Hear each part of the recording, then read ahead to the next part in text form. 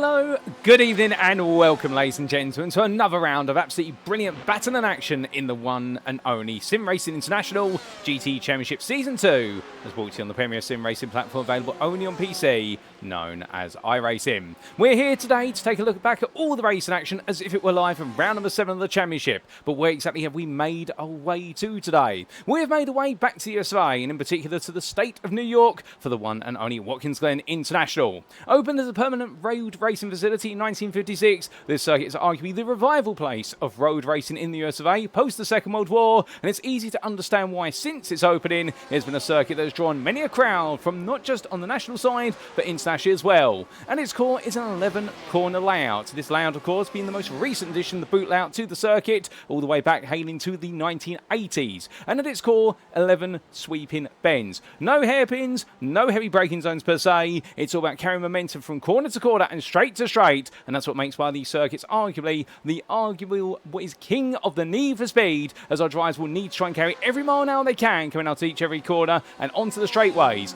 Get it right and they may just be alright in leading the way in towards the next corner sequence. Get it wrong however and the drivers may be swallowed up with the pack behind it. Can lead to an absolutely brilliant battling action to come with it, and given the fact this circuit is plenty wide as well, will practically every corner on this circuit, every straight offers up overtaking opportunities, and that's why they do say you go bowling at the Glen for the simple reason you can bowl your way into each and every corner and do battles under braking. But where are my manners? Allow me to welcome you all to this post-round broadcast from Circuit Side as you tune in tonight, the one place you can catch up with all the racing action from any SimRacing International series, and of course that's on youtube.com and search for SimRacing International or SRI. Now, we did mention only months ago that this is a post-round broadcast, so the racing action you are seeing is not live. It occurred all the way back on Friday the 8th of May 2026, but due to scheduling reasons, we are bringing it to you as if it were live today, this Wednesday the 13th of May. That means here in the content booth, we do not know what happens in the qualifying session, which is currently ongoing. It is unfolding for us in real time, if you will, and on top of that as well, we do not know the outcome of the race, the most important part of the day, of course, where all the points are paid and made.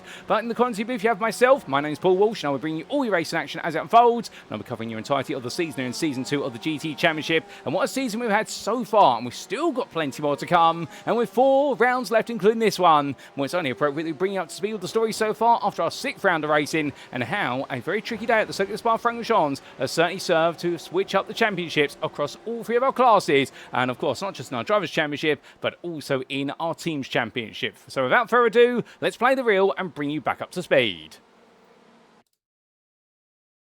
And as we can see, we take a look back at our calendar. Today is round number 7, but last time out on the 1st of May to kick off the 5th month for 2026, we were at the Circuit de Spa-Francorchamps in Belgium. Mixed conditions were on the cards, but they were revealed quite late in the day for our second 90-minute race. And in our endurance race round, what exactly did we get to see weather-wise? Well, we got to see a dry practice session, a dry qualifying session, but between qualifying and the start of the race, the rain came for about 25 minutes, and what it did is it served to force the drivers to start on the wet, and it was all about knowing when to transition from the wets to the slicks. Those who got it right looked absolutely tight. Meanwhile, those who got it wrong fell apart over the race distance, and there were some who nailed the tyre transition but still got it wrong, given the fact the Circuit de Spa-Francorchamps circuit was absolutely unrelenting in the changes it posed, particularly as the circuit held some water at key points such as Pullman Bend, and that's where we saw a large number of drivers go around over the course of the day. But not everybody decided to go to the slick tyre towards the very end, and one of the big headline acts, of course, was Gianluca Rospo in the club class, almost bringing home his first podium of the season, coming home in 4th place, being passed on the final lap by James Bostock, but he was one of only 2 drivers who opted to stay on the wets for the entirety of the race,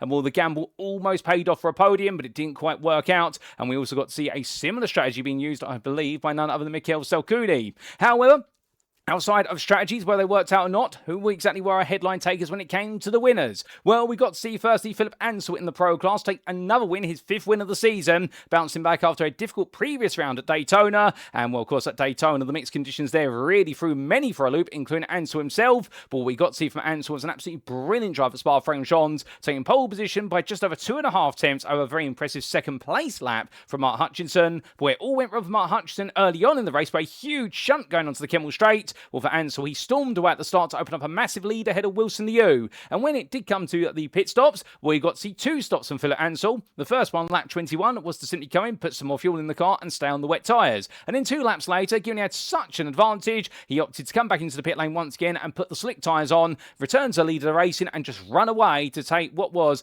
a solid win. Or was it? Because right towards the end, fuel was becoming a big factor for Phil Ansell, and what we got to see in the closing stages was that his pace started to slide as he had to save the fuel, and Aramis Zelinskas was flying high, making his way up to second place, past him Wilson Liu, and then he only needed one more lap to try and bring down the lead of Philip Ansell, but Ansell was able to hold on to take his 5th win of the season by 2.3 seconds. In the interclass, meanwhile, well, the name that took to the top was John Shamblin in the race, taking his 2nd win of the season by 12.3 seconds. But how did he get there? We didn't take pole position in qualifying, that's for certain. He took 3rd in class, and he was 4 tenths off of Mark Calsbert's pole time, and only 4 thousandths ahead of David Payne. However, when we did go green flag racing, he had a monster start and took the lead from a struggling Calsbert on lap number 7. And meanwhile, the teammate to Shamblin, Oliver Kemp, who started 2nd place, experienced an early incident which helped relinquish the place. Then the gap started to open up for Shamblin, open up a 10-second gap to David Payne, and he managed this gap after the pit stops all the way through to take the victory by 12.3 seconds. So for Shamblin, it was a perfect day in the office. As for the club class, well, the man who was normally associated with finish 2nd place time and time again finally picked up his 1st win of the season, Gareth Newton, who had a nightmare qualifying session, starting all the way down towards the very back of the field. And in the end, it was getting so difficult in qualifying that the team decided to send him out with a full fuel tank and said to him, Gareth, you might as well take all the fuel and use it as practice instead of trying to set the perfect pole lap.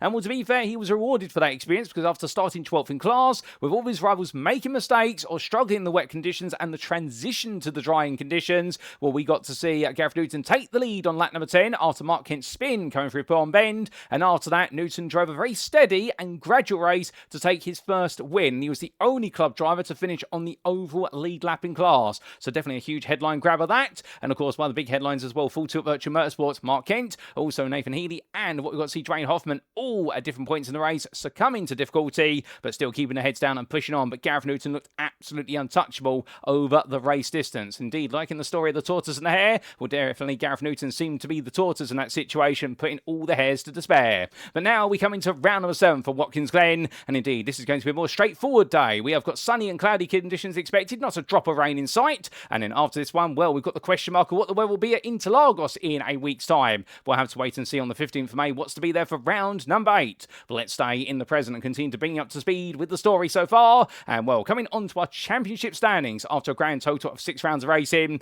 And there we can see a perfect record at the moment for Philip Ansell, in the fact that whilst he does have that non-win all the way back at Daytona only a week ago, in fact, 2 weeks ago, let's correct ourselves there. Well, the point is that becomes his drop score. So he does have a perfect win record right now for all the scores that matter. And well, right now, and seems to be proving that he's absolutely unstoppable and charging forward. And if he carries on at this rate, if he takes another win today, well, he might be wrapping things up come at round number 9. Or in theory, should things go very wrong for Wilson Liu in the next couple of rounds, he could wrap it up as early as in Brazil. Although we're not going to say he's going to be able to do that, and we suspect it will be round number 9 where he'll try to get things done. But still, the Cuda Motorsport driver looking absolutely on fine form. And Wilson Liu, meanwhile, sits in 2nd place currently. And the WePay 300 eSports driver started 5th, took 3rd. He missed out on starting on the 2nd row, taking 5th. Only what was 500ths behind Christophe Dubois' time for 4th place. And in the end, what we got to see on the open lap was that Wilson Liu lost out significantly, dropping to 8th place. But he went for a massive rebound effort in the early stages, found his tempo, and when he was aided to a degree by Hutchinson's huge incident with John Becker going onto the Kemmel Straight, well, that's where we really started to see Wilson Liu come into a world of his own. However, the only problem was he matched the strategy of Phil Ansell, which was to come into the pit lane, put a set of wets on, or indeed stay on the same set of wets, and put the fuel in the car, and then realised 2 laps later he needed to go to slicks. And by making that 2nd pit stop, he lost 2nd place to Aramis Zelinskas, and after that, Zelinskas was too quick on the drying circuit to be able to be caught, and Wilson Liu therefore continued his run of podiums. However, it was a 3rd place finish that time round. Tim Perry, meanwhile, well, he went under the radar for the most part in this Ferrari 488 GTE Evo, and well, the Altitude 3M eSports driver bringing home a very solid 4th place finish. And whilst the headlines were taken by Hutchinson's lap for the front row of the grid, where it was Tim Perry, his teammate, who was able to take the headlines in the background by just sneakily making his way through to a fourth place finish, one of his best drives of the season thus far. Max Chambers sits in fourth on 165 points, and you can definitely see right now that it's the fight for third. There's just as much the priority as the battle between Ansell and Liu for the championship honours. As Chambers right now sitting at fourth place and trying to close down Perry, but that gap still proving to be just a little bit too big to close. 17 points it currently stands. And for Chambers, while his weaker performances last time out, taking an 8th place finish. Pedro Luis da Silva struggled in the wet in the Circuit de Spa-Francorchamps. The Portuguese rider sits on 161 points, and 11th place finish last time out, matching his previous worst performance in the season opener. But the GPX Simsport Zen on drive will be keen to bounce back today. Ryan Cassidy sits in 6th, the Irish driver.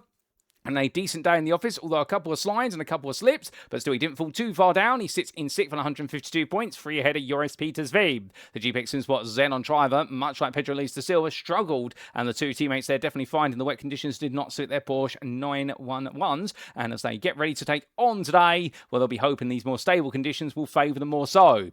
Derrida Lorenonis sits in 8th place there for SRB by Lint Vega, and what another top 5 finish last time out for the BMW M8 driver, but it doesn't seem as though right now a chance of a podium continues to slip out of his grasp. Aramis Zelinskas conversely took his first podium of the season last time out, and if he'd had one more lap in his Ford GT, we reckon he could have taken the win, but it wasn't to be. But he's now only 2 points behind his teammate, but in turn only 11 ahead of Christophe Debar. It was a non-finish for the live sim racing driver, and after the heroics at Daytona, it definitely was a villainous day for the Frenchman, and it didn't work out whatsoever as he rounds off the top 10 on 136 points. 6 behind, Mark Hutchinson, that huge jump between himself and John Becker, which was very unfortunate between the pair, saw his race come to an abrupt halt, where Becker had got it wrong going onto the Kemmel Straight, and Hutchinson was blindsided by it, and the Ford GT driver sadly not able to make it his first podium of the season in Belgium, and Benjamin Massey there sits in 12th on 113 points, looking to continue the chase for Inox Motorsport.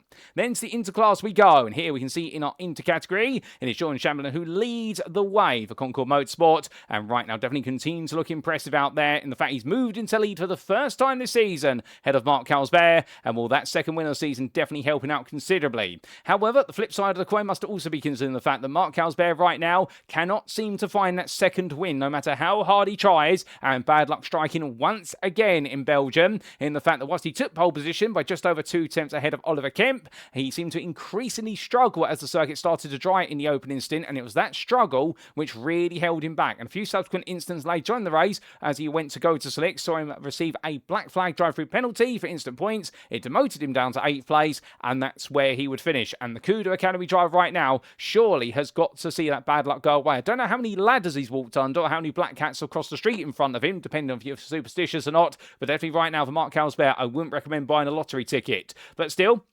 receiving a good haul of points and not leaving it to lottery, Jan Lintz for Gazek's racing team, the German driver. Well, he started in 12th and made his way all the way up to 4th place, and what a day it was for him. He was off pace in qualifying, but to be fair, in the wet conditions, he seemed to absolutely thrive in his Corvette C8R GTE, and right now he does sit the best part there of 26 points behind Mark Carlsberg, and then we do have only a grand total of 12 points between him and David Payne, and Payne bringing home his first podium of the season last time out. He'll be absolutely ecstatic about that at the time, and we'll be ecstatic about the fact that it really brings him back into the title hunt. And that's the thing about the interclass. Carlsberg has had multiple opportunities to really break away with a lead. Shambler's now brought him back into the fold, and everyone else is playing catch-up. Meanwhile, trying to play catch-up today, Vidas Andruskevicius, the SRB driver, who had a non-finish last time out after building considerable momentum from the previous rounds, and he's got it all to do, and it's a big reset for him today. He's only 5 points off of David Payne, but he is comfortably ahead by the tune of 16 points, ahead of Quan Li 2, and the WePay 300 esports driver, bringing home another podium last time out,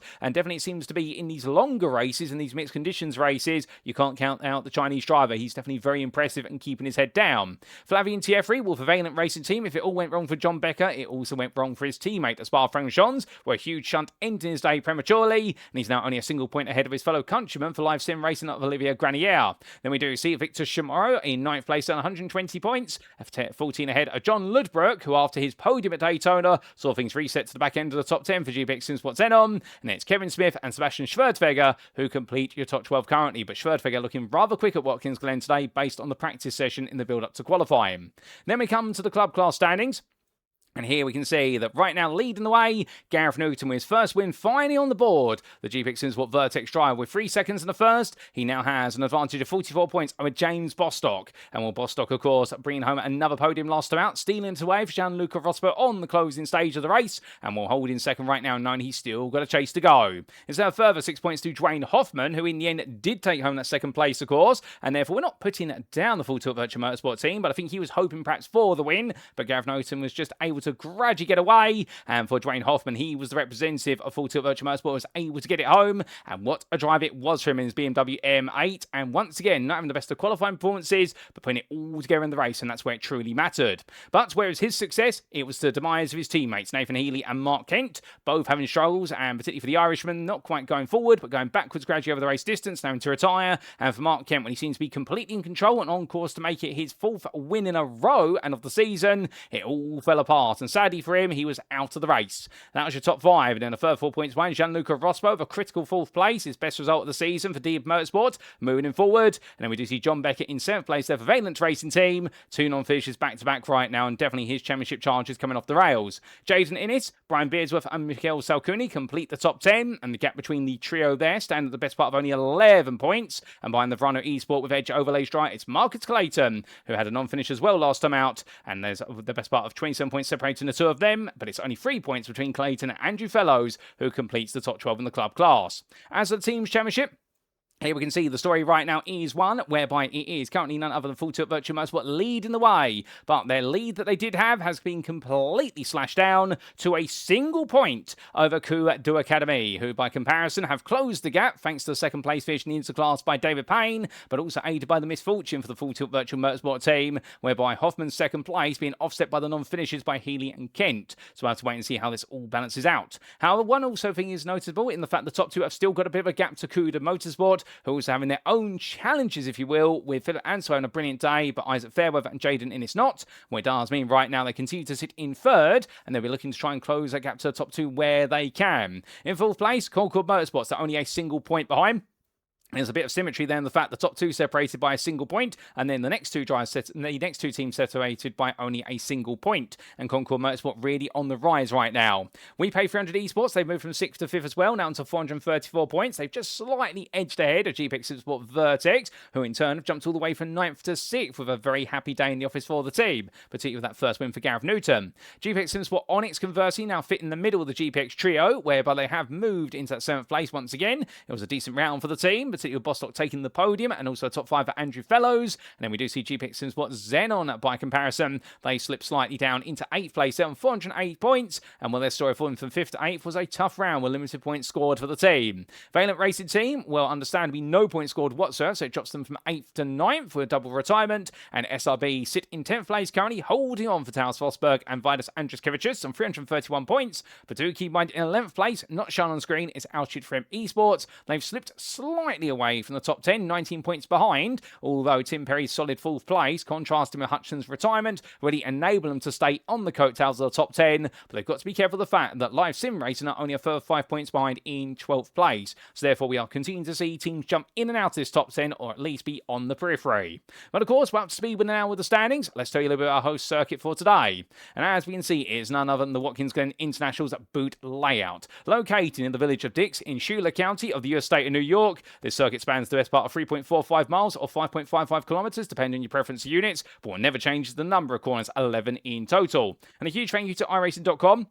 Not just for their brilliant simulator, but the absolutely fantastic track maps contained within it, albeit a two-dimensional track map does not do justice to the amount of elevation change that is wrapped into this circuit. But again, the elevation changes around this circuit are primarily gradual, and what it means is it really gives off a rollercoaster-esque vibe, albeit not quite to the extreme degree of Road Atlanta in the US state of Georgia, but as you'll see very shortly when we do go to the qualifying session and get some onboards, the elevation changes really bring to life what is already an absolutely epic circuit in its own right. But as you can see, all 11 of its quarters sweeping bends, even if we do open up with a quite sharp bend at turn 1 at 90 right, as it's known. And as our drivers make the way all the way through the sweeping S turns 2, 3 and 4, flat out through there, but then head towards the inner loop chicane, also known as the bus stop chicane. Now it has no corner number, that chicane added there to try and slow the approach speed toward outer loop, but right into left and then left into right as they make the way through, making sure not to hit the curbs too high or indeed hit the barriers on the inside going through the chicane. But get it right, they'll then carry all the speed downhill through the heavily cambered outer loop bend, and it'll be off camber into chute corner at turn number 6 as they drop in towards the boot.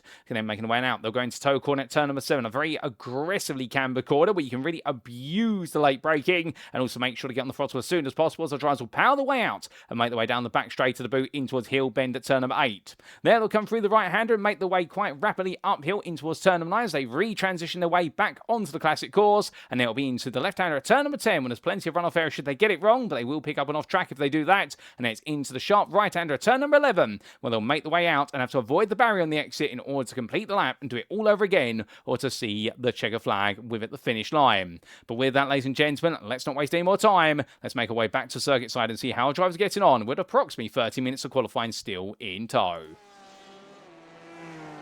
As we do hear the wonderful scream of one of our Porsche 911 RSRs, well, Philip Ansell makes his way on around right now, looking to be the quickest of everybody thus far in this qualifying session, with 39.324. Well, to be fair, it is one driver who has proven to be Mr. Pole Position. It has been Ansell all season long, and right now he seems to be continuing that theme as he wraps his way on around through the right-hander.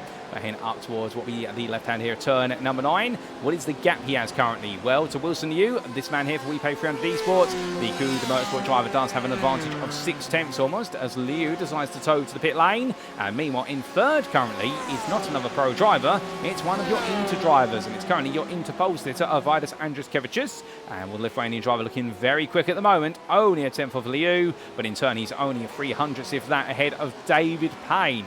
Now, intriguingly, we do not have Mark Calsbear here today from what I've seen on the entry list, so it does mean that David Payne will be the sole representative in the Interclass for Kudo Academy, and he's got all the pressure on him. Can he potentially land the first win? He picked up his first podium last time out, that's second place at Spa-Francorchamps, where he was able to take his first win here today. It'll be a run of podium starting to build, and also definitely be a run of a championship charge for him. As meanwhile, where is Jordan Shamblin in all this, I hear many of you ask? Well, he's currently all the way back in 7th place in this qualifying session for the Inters, so this is not looking as positive. However, one thing that's quite crucial to note here, look at the times and the gaps between them in the time tower. Now, treat Phil Ansell as a bit of an anomaly, and that's not to be rude about him, and that's in a positive way, I mean it. It should be a compliment the fact the man has found 6 tenths more than anybody else out there. But then when you do look to Wilson Liu, perhaps treat him as a little bit of an anomaly as well, because he has got a 10th advantage to Andruskevicius. So start for your third place man, and count a second between his lap and then the next lap afterwards. And what you'll find, you are going to be going all the way down to that 39.912 to what would be a 40.9, and that would take you all the way to this man in 22nd place right now of Christian Ablasser.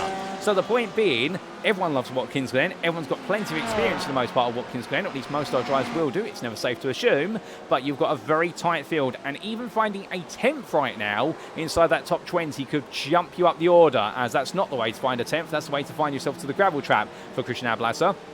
And get it wrong, and the brakes locking up there as he came down in towards Hill Bend. But an easy mistake to make. Well, quickly rectifies it there, does the Gazix Racing Team Corvette driver, and he carries on his way as he pushes even harder. And one example of a jump, Amos Zelinskas jumps up to 6th place as he gets ready to tow to the pit lane. A couple of drivers there staying off racing line and trying to get themselves all set up, ready to go. As we see Tim Perry, they're going around the outside of none other than Christian Ablasser and getting ready to go on to another flying lap. Speaking of which, let's jump on board him, ladies and gentlemen, and see how it all goes on a Ferrari 488 GTE Evo. He's made his way down towards turn number 1, and as he does so here, looks to his left-hand side for his brake marker. Braking at the 200-yard board, coming down to third gear gently. Now back on the throttle, full throttle now as he makes his way up through the S's sequence. At this point, you've just got to nail your line, keep the throttle absolutely pinned. There is no room for flinching here as he comes to the right, in towards the left, and then back into the right-hander at turn number 4, and he'll take him onto a long stretch. Now at this point he can breathe for a little bit, but coming up next is going to be one of the hardest parts of the circuit. His course is going to be none other than what will be the inner loop chicane. Looks to his left for his brake mark, it will be about 250 yards, clattering over the first curb, and then makes his way left into right, just like that done. Clockwork precision, and now down through the outer loop bend at turn number 5. Rolls his way down the hill, and as he comes out of the bend, he'll now be on to the curbing and up towards turn number 6. But on to the brakes here and coming all the way through that left-hander. Off camber here, you've got to keep it nice and tight. You can't afford to get on the throttle too soon, otherwise the car will roll away and roll towards the outside barrier. But Perry nails that. Now coming in towards toe bend at turn number 7. And here you can see he goes as late as possible, with essentially 50 yards from the corner. He brakes and went in on the throttle nice and early. He powers his way down the back stretch. Now coming up towards Hill Bend, looking to his left-hand side for his brake mark. It will be around about the 150-yard mark. He'll come all the way down to third gear. And as he does so, and now makes his way up as the car bounces off of the curbing and bringing it in towards the very tricky turn number 9. As he battles with oversteer, the car snaps loose. And it goes round for Tim Perry, pushing a little bit too hard. And in the end, well, the car bites back. And well, that road surface transition, one of the things that makes turn 9 so tricky is the fact you're transitioning from what is the boot road surface onto the classic course road surface, and there's a small bump in the road, and I suspect as he's gone to turn in, the rear of the car has hit that bump and it's just loosened the rear end. Remember, mid-engine rear-wheel drive is that Ferrari, and therefore all the weight's located towards the rear of the car rather than the front, and when you do have a very light front and a very heavy rear, well, that bump is going to lift all the weight at the rear up, and it'll kick the car around. But when you do get it right, of course, it means you carry all the speed through the corners quicker than most. When you do get it wrong, at least there's some very spectacular spins, and that was looking to be a decent lap for Tim Perry, but unfortunately right at the end it went a little bit backwards. But meanwhile, as more lap times coming in from our drivers, well, Gianluca Rospo goes 43rd. And well, he sets his first lap on the board there, which is a 1 minute 42.91. I suspect right now he's hoping there's a bit more time to be found, as Dwayne Hoffman's yet to get a lap on the board. We've got 45 drivers in attendance today. 44 of them have set a lap time so far. Marcus Clayton being the slyest of those laps. But meanwhile, Dwayne Hoffman yet to get a lap on the board. We have no qualifying bans or any penalties here today. So all the drivers are allowed to qualify. They're allowed to do as they please, as long as they do it respectfully. And right now, with 7 minutes to go, well, we've spoken about your pros. We've spoken about your interpole sitters, at least this time, your provisional ones, that is. But what about in the club class? Because we haven't talked about our third tier of driver. And here we do have Mark Kent right now. And back once again, absolutely flying, and understandably, after it all went wrong at Spa-Francorchamps, we did see him get out the car, and he wasn't a happy man, to be fair, and well, I don't think anyone would be a very happy driver if they were leading the race in club, and it all went very wrong, and in the end it went from good to bad to disastrous to nightmare levels of what is debauchery out on the circuit, and in the end the 194 driver coming back. But understandably, Mark is one of those drivers, I'm making him sound a bit bad here, but I don't mean to, he's one of those drivers who gets very emotionally invested in his racing, and it's a good thing, to be fair. A lot of these drivers do. Well, they put in the practice, they really put in the time and effort, and for Mark, he's really chasing that championship so intensely right now, and I've known Mark for years in the sim racing space, and I can tell you that he's one of those drivers out there, when he's enjoying the racing, he gives it everything. He's also a bit of a heavy metal rocker, so I suspect he would have put on some heavy metal to gear himself up for today and get the adrenaline pumping. But he's an absolutely brilliant driver out there, and absolutely class guy off the circuit as well. But as he makes his way on around, he's currently a little bit faster than Matthew Massey, to the tune of around about 800ths at the moment. But Massey looking the closest he's been to that pole position in the club class in some time, so it'll be interesting to see when Massey can put himself in that standing order. As our time how briefly resets itself there, but don't worry about that. That's on our end, not yours, ladies and gentlemen, so you don't need to adjust your TV screen or your chosen preference of media for tuning in today. Meanwhile, if it's Kent who's currently on provisional pole in the club class, well, Matthew Massey's in the pit lane parked up. Max Dean's currently the third fastest. There he is in his Ford GT, and well, he's looking quite impressive, it must be said. Dean on course for one of his best qualifying points of the season thus far. Let's wait and see if it all does click together. And Mikhail Salcuni as well, as we do see the Verona Esports Edge overlays BMW M8 making its way down towards the inner loop chicane. Right now he's got the double toe there to the Inox Motorsport cars. I do believe that's the machinery of none other than what will be Mikhail Abasek and also Benjamin Massey. And as they all weave their way through the corners right now, we're picking up that double draft, but it does send him a bit wide there coming through outer loop. Carries a bit too much speed into the corner, and the dirty air calls him to understeer wide. That's not the way he wants it to go whatsoever. So therefore this lap right now will be written off a little bit, but he'll be hopeful they can stay with them for a little bit longer and continue to pick up their distant toe, because these GTEs, they pick up a huge toe off of one another, and particularly at Watkins Glen, that slipstream is going to be beneficial, because to do well at this circuit, the setup you typically run is a high downforce setup, because whilst it sounds as though you want low downforce because it's a high-speed circuit, this is arguably many could say, in a way, America's answer to Silverstone in the United Kingdom. Silverstone, of course, arguably the ultimate high downforce circuit, if not just in the United Kingdom, in the world, of the sheer variety and what is ferociousness of its medium to high speed bends. Watkins Glen, it's all medium to high speed bends. A couple of low speed corners thrown into the mix as well, but the whole theme every time is you need to carry the speed through the corner. You are very reliant on aerodynamic grip as much as you are mechanical tyre grip, and therefore you don't want to trim off the rear wing wherever possible. Perhaps a click off in order to help you out on the run from the S's in towards the inner loop chicane, and also the run connecting what is toe to heel corner. But beyond that, you want every mile an hour through these corners, and if you can get on the throttle earlier than everybody else, you can carry more speed. And in the draft, well, that will help offset the speed you sacrifice on the straights by having more rear wing, and that's why if you can find a bit of a draft around here in a qualifying lap, it could see you gain a couple attempts. But here comes Guy Hitchler towards the timeline, and as he makes his way on through, we jump aboard with BMW M8 GTE as he takes us around for a flying lap.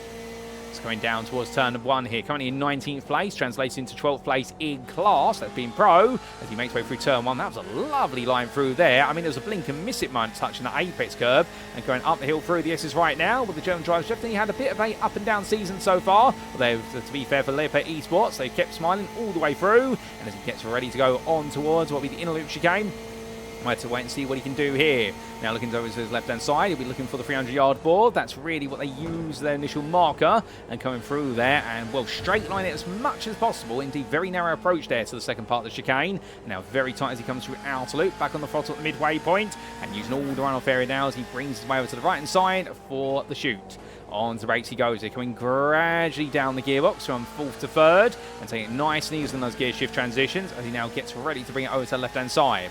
Onto the brakes he goes at the 50-yard mark, and as he makes his way into 3rd gear, back on the throttle nice and early. Of course, he can't get on the throttle as early as all the other machines because this BMW is front mid-engine rear-wheel drive, and so therefore he's got more weight on the front. He's got to let the car turn in. But onto the brakes now, braking about 200 yards from corner apex there, going in towards heel, and as he does so, keeping 2 wheels in the white lines, those are the track limits, now in towards turn number 9. Onto the brakes, pulls the car in gradually. Will he drop to 2nd gear? No, stays in 3rd, and that will help him balance out the wheel spin on the exit. Now in towards turn number 10. Through the left-hander he goes, turns in, lifts off the throttle, hits the curb and back on full throttle. Now sharply over to the left-hand side to open up the final corner. Through turn number 11, takes a bit of apex curve there. That will rotate the car just about, misses the barrier by millimetres. And what will be for Hitchler as he heads towards the timeline? Does he find a bit more time? The answer is no. That's a 40.698. Practically matched his best at 40.637. So we've got an idea of what his best lap could look like.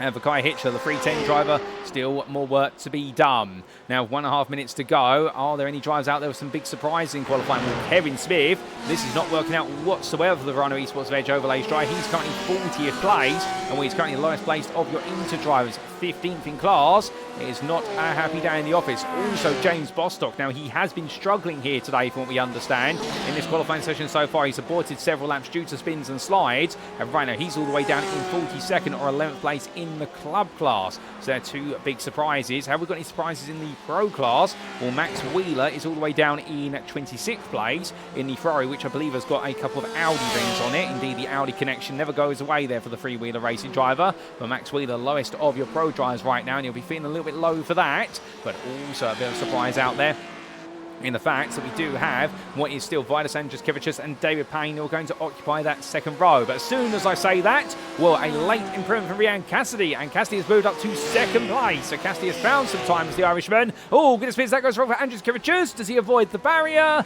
He does. They're carrying way too much speed into the chicane, and well, thankfully not seeing the car to the wall, but that will end his qualifying session, no doubt about it, as time is running out, and our drivers will need to be on their final flying laps if they're not already so, because right now they won't have any more time to improve. And indeed, James Bostock, he gets a lap on the board and improves that of 41.941. He's got one more lap he can potentially put together, but going wide there already at turn 1. This is a lap where he's cooling down. He's not pushing any harder. He's throwing everything at this, including the kitchen sink, metaphorically speaking. And right now, James Bostock, 7th best in the club class at best. We'll have to wait and see what that means for the race. I wonder if we'll see anybody else improve. As meanwhile, Olivier Granier comes out to the final quarter. Oh, goodness me, that is so close to the wall. And as he makes his way on through, they get even closer than that, I can assure you, ladies and gentlemen. Well, Olivier Granier right now comes across, does not improve. Quantity 2, he does not improve either. Meanwhile, Kevin Smith is on a faster lap.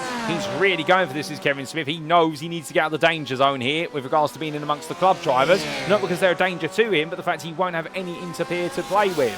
As he comes rounds out that final quarter. What's it going to be? The answer is going to be, is it an improvement? Yes, it is. It is a huge improvement. He finds a whole 1.5 seconds, and Kevin Smith jumps up to 30th place, a 41.366. That puts him in 14th place in his class. So it's not a big improvement in terms of his class position, but it puts him right at the back end of the Interpack. That's what he needed, and he can work with that. He can move forward from there. Rene Mao across the line does not improve, and Christian Ablas will be your last drive to put a lap together in this qualifying session. What's it going to be here for the 398 driver? He had difficulty earlier on in qualifying, but he has its racing. Ooh, that's right into the barrier there, coming out the final quarter, and well, suddenly for Christian Ablas, so that will invalidate the lap. He's not going to be able to get away with that, and that's going to also invalidate the suspension on the left-hand side of the car. So for Ablas, a big knock to the barrier, but that is qualifying complete, and Phil Ansell will take pole position by half a second in the end ahead of Ryan Cassidy, who takes his best qualifying points of the season, starting on the front row in second place. Wilson Liu makes it a top 3 of pros, and then we will have, join him on the second row, Vidas Andruskevicius, who's going to be your Interpole sitter, with David Payne in 5th place, their second of the Inters, and only a grand total of what was 22 thousandths behind. Sebastian Schwerdfeg will be the third Inter starting 8th, separated from his peers by Luis de Silva and also Zelinskas. And then we have to look all the way down to what will be 31st place before you do see your pole sitter in the club class of Mark Kent. And well, he'll be happy to be on pole, but I think he'll be a little bit cognizant of the fact, and unlike in previous rounds where he's taken pole position, he does not have a buffer compared to his rivals. And Matthew Massey, in the end, will be right behind him, starting with him on that 16th row of the grid. And the gap between the two of them was 80, well, it was 8 hundredths in the end, or I do believe translating into 82 thousandths. But as all these drivers get set, we did also see Jaden Innes and Max Dean put together some very good qualifying performances. Max Dean taking his best qualifying points of the season for a grand total of what was 4th place in club and 35th overall. But as qualifying is complete and all the drivers are required to get out their cars, well, the good news is we've not got too long to go before we do go racing. However, just before we do go racing, there is a 5-minute warm-up period, of course, and this warm-up period for the purposes of giving our drivers ample opportunity to cool themselves down, should they decide to do so. Although if you're Benjamin Massey, you want to get back out on circuit, it would seem, as he makes his way back out for Inox Motorsport, and we'll be fair, his enthusiasm is absolutely infectious, it must be said. Now, this is a great opportunity as well, that if you are in a position whereby you're perhaps thinking to yourself, I might need to go to the bathroom sooner rather than later, or you're running out of liquid refreshment if you have got your drink by the side of you, but unfortunately it is starting to look just that little bit empty perhaps, well, this is your chance now to very quickly go get a top up, go get yourself some snacks if you need to do so, or you fancy if your tummy is saying I'm feeling a bit hungry, because you won't step away when we do get the racing underway, because all the rounds so far that we have had this season in the SimRacing International GTE Championship Season 2 have been absolutely full of thrilling excitement from lights out to check the flag. And well, Watkins Glen is going to be another one of those rounds, and of course there's always the big worry, the big excitement factor of the opening sequence of quarters, whereby the drivers make their way through turns 1 through to the inner loop chicane. Who exactly will get ahead, who's going to drop off a position, and how will they all negotiate, being 2, perhaps even 3 wide through the S's, and well, you won't want to miss a single moment of it. As we do look on through, we're going to heed our own advice as we look to Gavin Corby, because of course one bit of advice we have got for ourselves is make sure you drink plenty of water, because otherwise you may run out of oxygen in the content booth. I think that's how it works, at least, ladies and gentlemen. I didn't do biology too well, we'll have to wait and see, but I'm going to definitely take some water, get some H2O in the system, and we'll be all ready here in the commentary booth for the 60 minutes of racing that lies in wait.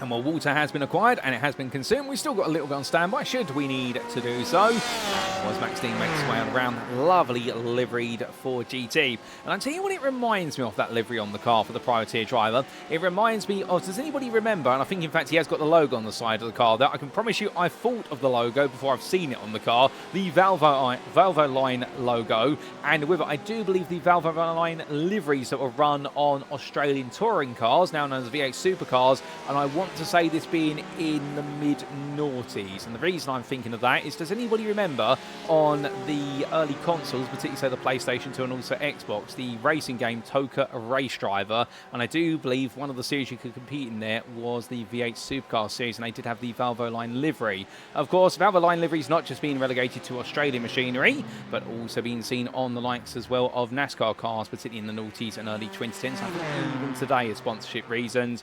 And indeed, just bringing me back a little bit of nostalgia there.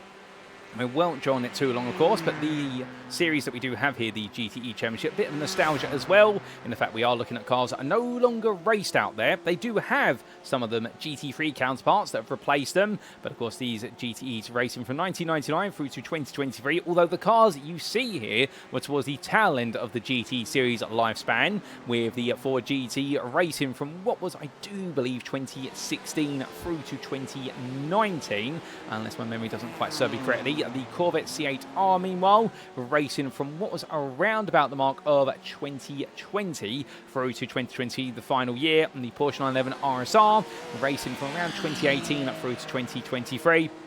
And of course, the BMW M8 racing from what was 2018, if my memory serves me correctly, through to 2021. The only car that we don't have here that we would love to see would be the Aston Martin, of course, one of the staples all the way to the very end of the series lifespan. And well, I've got ahead of myself and not talk about the Ferrari 488 GTE Evo, and this racing all the way through the series history from what was, if my memory serves me correctly, 2018 through to 2023. And the reason why we say 2018 is because this is the Evo model of the car. And well, there's a bit of an interesting history in the fact, if you think of GT3 racing cars, many of you may be aware, of course, of the AF course Ferrari 488 GT3, and you'll also be aware of the Evo car. Well, the GTE is effectively, as we understand it, the same car, at least the same chassis shell, but of course modified to meet the World Endurance Championship specification for GT machines. But for those of you who love your little bit of history regarding cars, the 488, the base model of both the GT3 and the GTE, and the Evo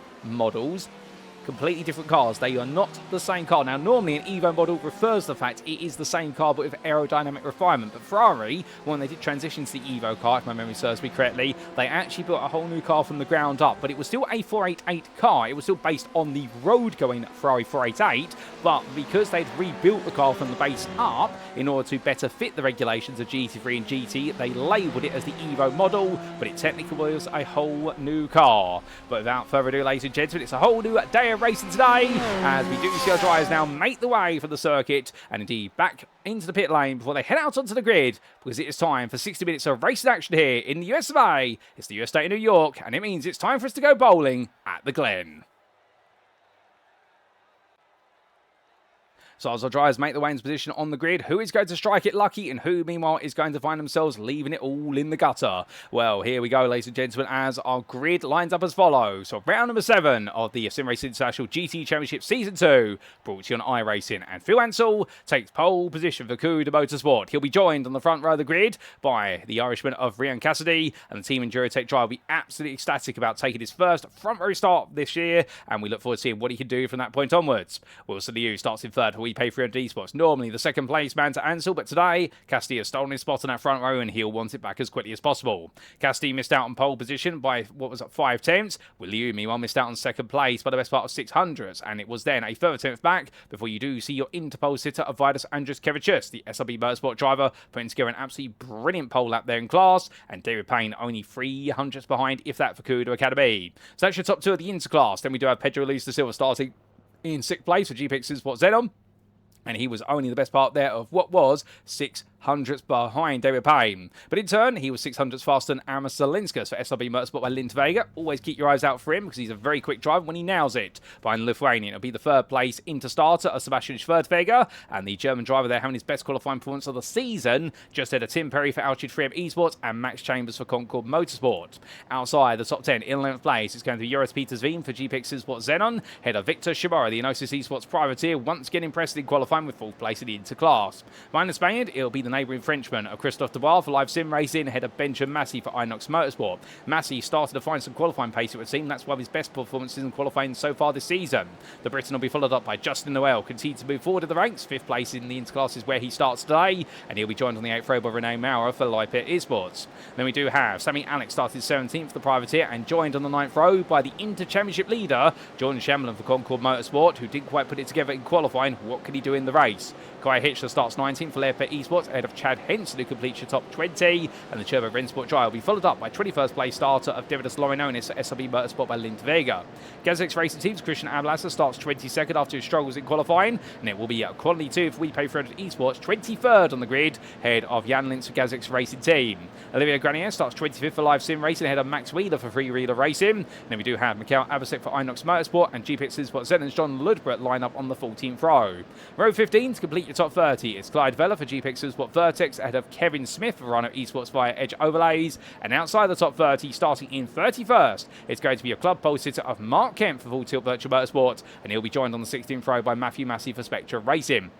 And very close between those two, and Massey taking the fight to Mark Kent today, it would seem. And then we do have the Interdrive breaking up the club order, because that's Oliver Kemp there for Concord Motorsport, and how it's got a bit backwards today compared to Spa-Francorchamps in qualifying for the British driver. And then we do have Jade Dennis for Cuda Motorsport starting in 34th place. Behind them, Max Dean, the privateer, ahead of Mikhail Salcuni for Rhino Esports with Edge Overlays. And then we do have Brian Beersworth for GPX Sport Onyx starting at 37th there, ahead of James Bostock, his teammate. They make up row number 19, and in completing the top 40, it is going to be Andrew Fellows for GPX SimSport Onyx, at GPX SimSport Vertex, and Club Championship leader Gareth Newton, who right now starting from that 40th place spot, where he's definitely got an uphill battle once again today, but it will be intense, and he'll be hoping to try and make a miracle happen. Gianluca Rospo starts 41st for Deep Motorsport, ahead of Ivan Halpka, and then behind the privateer, it will be fellow privateer Gavin Corby 43rd, ahead of Marcus Clayton for Rhino Esports with Edge Overlays, and starting from the very back of the field, Dwayne Hoffman for Full Tilt Virtual Motorsport, and let's see how far he can come through the field. Meanwhile, James Bostock has opted to start from the pit lane, ladies and gentlemen, we have just been informed, so therefore we've got 44 cars on the starting order, but we will see all 45 go green flag races. This formation lap almost comes to a close. We're almost ready to go racing once again here today, and it's going to be absolutely excited to see who's going to pull off the miracles, who's going to perhaps lose out, and who's going to find a spot in between it all. As Phil Ansell gets ready to take us to the green, we look down to the closer camera here, and we're only 2 quarters away from going green flag racing here at the Glen. But for Phil Ansell, can he make it a 6th win of the season? Can he start to move towards taking that crown, potentially with a round or 2 to spare? Or will Ryan Cassidy surprise everyone today, not just taking that podium, but perhaps stealing the win? For all that and more, it's about time we find out, as it's time to go racing for round number 7.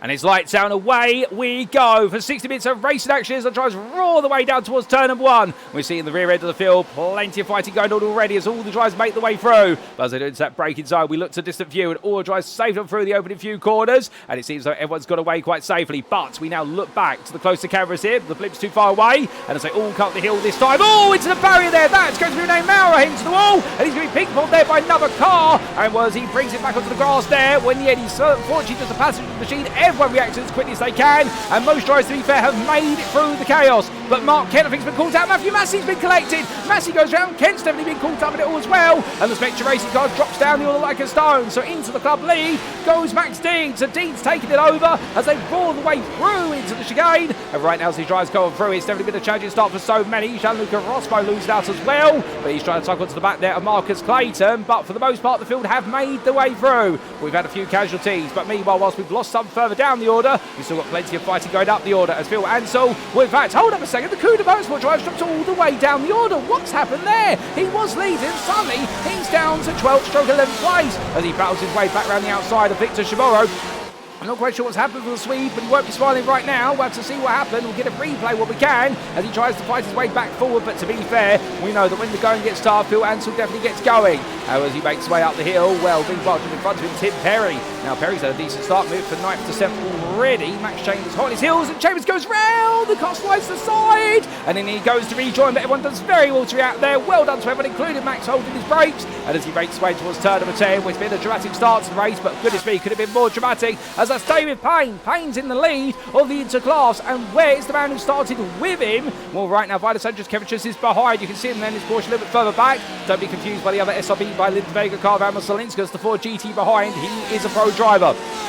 Going on to lap number 2. Goodness me, what a start to this race we have had. And unfortunately, for some drivers it's not quite worked out, but for others it's worked out massively. Speaking of which, Wilson Liu right now, I think in a minute he's going to have the team say to on the radio, yes, Wilson, you're leading. Now get your head down and focus on it. Ryan Cassidy, well, he stayed in second, but he has not taken the lead. As Zelenska's looking for the move around the outside towards the inner loop. It's going to be 2 wide on entry, but he's made to back off there. And one understanding with David Payne right now trying to force the field behind. He's trying to essentially back them all up, and I suspect that's to make sure that he stays ahead of Vitus and just Kevin Church, but also there might be also a little motive there to try and help out Phil Ansell and get close to these drivers early on. That's not to say they're playing team tactics, and to be fair, as long as he defends, he's allowed to defend as much as he wants. He is not causing any problems, but I suspect right now the main priority there for Payne will be to make sure that he keeps the 2 pros behind him to keep himself safe. But as we do see here side by side, that's going to be Ansell at the inside, makes a move on Perry. Lovely move there, and Ansell moves up into third place. He's picking them off very rapidly. Kevin Smith right now up the inside there. Jan Lintz, who got so wide, he's almost in a different postcode. In fact, was that Lintz going wide there? I'm not 100% certain, but meanwhile, what I can see is that Kevin Smith going on the attack. As you'll see him coming to the view, and there he is side by side with Oliver Kemp on the inside. Lintz trying to go for the move as well, sees the doors open there, and he says, well, if Kevin can do it, I can do it too. And I think Oliver Kemp at this point is saying, can you politely back off, please, Jan? I don't want you on the inside. So in the end, he makes sure the stand firmly shut in his face. It works out there for Oliver Kemp. Holds on to that 9th place in class, but losing 1 place already. And Chad Henson fighting Max Chambers, cuts up the inside of him. But meanwhile, fighting there in towards the final corner. That's Jordan Shamblin. And well, Shamblin may have had a miserable qualifying session, but right now he's not disappointed in the race. I can tell you that as he takes on Sebastian Schwerdtfeger. And Schwerdtfeger, who started 3rd in class, it's gone backwards quite rapidly for him. But I wonder if the German driver in the privateer Corvette got caught up slightly in the instant right at the start, and that may have just upset his rhythm. But we will get some replays of that in due course. But right now we cannot, given the amount of fighting that's going on right now, it would be rude of us to step away from the live racing action. As they make their way out the hill, it's 2 by 2 they go. As right now Oliver Kemp continues to keep Kevin Smith behind. So yeah, Smith did get ahead for a brief moment, but now Kemp has found his way back. We see Olivier Granier trying to hold off Clyde Vela in the distance. And well, Jan Lintz now makes it potentially 3 wide, looks one way, then the other. Lintz trying to go in, but the Corvette driver there just not able to find a way. And that Corvette is looking very quick in the draft. So I can tell you that. The 222 drive, not quite on the pace in clear air, but in the draft right now. I don't know what they've done with that car, but they've made it a monster in the slipstream. We have got cars into the pit lane, including Gavin Corby and Ivan Hauptke. So it's got a bit wrong for them, including also difficulties Renee Maurer, Kai Hitchler, Max Wheeler, Christian Ablas, Pedro Luis da Silva and John Ludbrook. So we have lost a few cars in this race already, but we've still got plenty racing, and there's plenty more action to come, I can tell you that, ladies and gentlemen. But meanwhile, we look back up to Arma Zelinskas, making his way past David Payne in the run in towards what will be Hill Corner, and when the end carrying all the speed. Now Joris Petersveen tries to go through, and Payne at this point now starting to feel the pinch a little bit of the pros making the way past him, and Vitus Andrus Kevachus has had Phil Ansell pass him quite recently as well, so therefore it's a bit of a change back and forth. But right now the SRB Motorsport driver, I think Björn Zoe to the comfortable space. He keeps a good eye on David Payne, and that's all he needs at this time is to make sure he doesn't let the lead fall away too rapidly. So as long as he stays within 2 seconds, he's definitely within slight slipstream distance and also within strategic leap distance as well. But meanwhile, Christophe Dubois on the back of Tim Perry as they power the way down towards turn 1. Dubois looking to the inside here, going all in for the move. I wonder if Perry's going to fight this, or Dubois in the end is going to be just made to simply stay on that tight line. So Perry fighting without fighting, if you will, as he runs a bit wide. That'll be an off track. Dubois there flashes his headlights, and I think that's to try and say to Perry, you can rejoin. I don't want to force you too much wider. And once they make the way out the hill, it's been a bit of a run. As also, I think that was a flash of the headlights there because there was a driver in front of them that they were putting a lap down. That was the car of Andrew Fellows. So Dubois flashes headlights for both purposes there, although I think both drivers will interpret it differently. As Dubois dives up the inside of Perry in towards the inner loop, he'll take the 8th place overall for now, but I suspect Perry they're being quite obliging because they both want to make the way chasing after none other than Andrus Kevachus, and they'll be up to Philip Ansell and Joris Petersveen as their next pro targets. Although Dubois at the moment at least, they'll seem to be really coming alive at this point of the race and don't count them out. Meanwhile, 2 wide, Clive Vela battling side by side here with Sammy Alex. They make the way through the outer loop and down to the braking zone for the shoot. And Alex there trying to come back. And right now, oh, and it goes loose. It's going to go completely round for Sammy Alex. Hits the wall. Oh, goodness me. And I think he's also hit a little bit of Granier in the process. And Granier's gone round. Alex has gone round. And they're both going to carry on. Well done to both of them for carrying on. It could have been tears. It could have been a nightmare. But it wasn't quite. We're going to replay that when we can. But meanwhile, Jaden is up the inside of Mikhail Salkuni. And in his continues to move. Remember, he's second now in the club class. Salkuni's moved all that to 3rd as well. He was second until he got past 30 boats to go, but both drivers working hard. Meanwhile, in the time tower, that's Andrus Kevachus falling down the order. Hopefully, that's not a sign of a technical retirement for the Porsche driver. If so, that's a complete twist in the tower because, of course, he was your pole sitter in the interclass. No, not quite. Just a brief intermittent connectivity issue. Although, when it's about 20 seconds as it was there, that's normally the sign of a problem coming. So I'll have to wait and see whether it is going to be fixed or not. Meanwhile, one driver we haven't really talked about since the start is the Inosis Esports Spaniard of Victor Shimoro. What a drive he's had so far in third place in the Interclass. Jordan Chamberlain just now right behind. Chamberlain's been rocketing his way up the order, but Shimura, to be fair, has just been taking the approach which is silent and violent, making his way up the order and making sure to pick up those places one by one quite decisively. And well, if he can find his way forward even more, you never know what could come. And he's still chasing that podium, and to be fair, we can't blame him for it. It's Jordan Chamberlain. Well, he wants that podium a little bit more perhaps, and the American driver from Concombos were up the inside, goes all in and gets that move done just like that. Lovely move up the inside there. And well, behind you see just Noel watching on, his fellow countryman right now, but Noel, I think, just thinking about staying in the draft here and saving the fuel. Remember, there's multiple ways to skin a race in the GTE Championship. One of them is to go all in on fuel and tyre management. The other one, meanwhile, is to go all out, but now you're going to spend longer in the pit lane. And so, meanwhile, battling with Joris Petersveen, trying to confirm the move from what would be shoot in towards the toe corner. He does so. So Philip Ansell now up in a full place, over in pro, and the Cuda Motorsport driver here definitely trying to pull off a resurgence, albeit Petersveen all over the back of him. Petersveen's coming out fighting right now. I get the feed of the GPX is what driver tried to say to Ansell, look, everyone knows how quick you are, but look at this. And well, it's contact between the two of them there, a little bit of touch. They get away with it just about. The contacts like that normally can risk breaking the suspensions of these cars. And Petersveen looking on the inside here, but right now he is not liking the fact that Philip Ansell found his way past. And well, the Dutchman is throwing everything at this. And what I do know, and many of you may remember, of course, from season 1, that Petersveen that season was arguably a bit of a write-off season for him. He had so much pace in season 1 of this series, and it all went wrong time and time again. And perhaps the worst day in the office was, of course, at Silverstone, that opening corner instant where it all went round. He triggered a massive domino effect. And for Petersveen after that, the season really was left in tatters, but he's been backward bang for this season, and right now he's looking absolutely explosive out there as he makes his way up the hill. And we'll have to wait and see what the Dutchman can do here as he tries to continue that chase. And so he's starting to open up a little bit of a gap, but understanding Petersveen will not want to let him get anywhere near away. Dave Payne, all over the back of Petersveen, but the Mertz, the Cuda Academy driver here, could help Ansell out to a degree if he fights his way forward. And he'll want to fight his way forward now that he's got Vidas Andruskevicius right behind, so the lead into battle may be starting to grow. We'll have to wait and see which way that goes. Meanwhile, Kevin Smith still on the back of Oliver Kemp for 8th place in the Interclass, still hanging on to him. And well, it's getting very close between both drivers here, but we will see what's to be, because Smith was ahead, then he dropped behind Kemp once again, and since then Kemp has now been able to stabilise that position. But as we try to carry on, meanwhile, what about Dwayne Hoffman? He started from the very back of the club field. He's up into 7th place in the class, and the full tilt virtual motorsport driver. We do normally have a habit of missing some of the overtakes he makes, to be fair, on the broadcast, but we always try to make a point of knowing where he is at all times. And right now the American driver carried on, and well, as he makes his way onwards, he's doing a good job at the moment. He's got 4.5 seconds to his teammate Mark Kent to close up, as Gareth Newton makes his way past Benjamin Massey. But with that, we are going to take a trip back in time and understand what exactly happened at the start of the race. And here we go for a few replays, ladies and gentlemen. Now, as we did go green flag racing, the first big question we have is what exactly happened in the run up the hill through the S's, because there were several drivers who got caught out, and we went green flag racing. A great start there from Philip Ansell, and was able to hold off Rian Cassidy, and they made the way into the braking zone. Ooh, looks good. A bit of a fan out free wide there between several drivers. We are going to look a little bit further back here to the likes of Matthew Massey and also Oliver Kemp. But the driver where it all starts is Renee Mauser. He was in a pinch here, a small bit of contact with Jordan Chamberlain. That sent him around. The car hit the barrier, bounced off, multiple cars being caught up, and that explains it. Mark Kennedy takes the grass there for safety. That's why he lost out. He didn't pick up any damage, but Renee Mauser just getting a small tap, and it's what sent the car on around. So that explains the story there. This is what it looked like on board from Jordan Chamberlain's perspective as he made his way through. So there's Mal on your left, and this was going in towards the first part of the S's, and it's a tiny tap there as Mal's comes slightly across, and I think Chamberlain just moved slightly to left as well. Natural converging lines, however, neither driver meant to do that, and that's what triggered it all off. But also,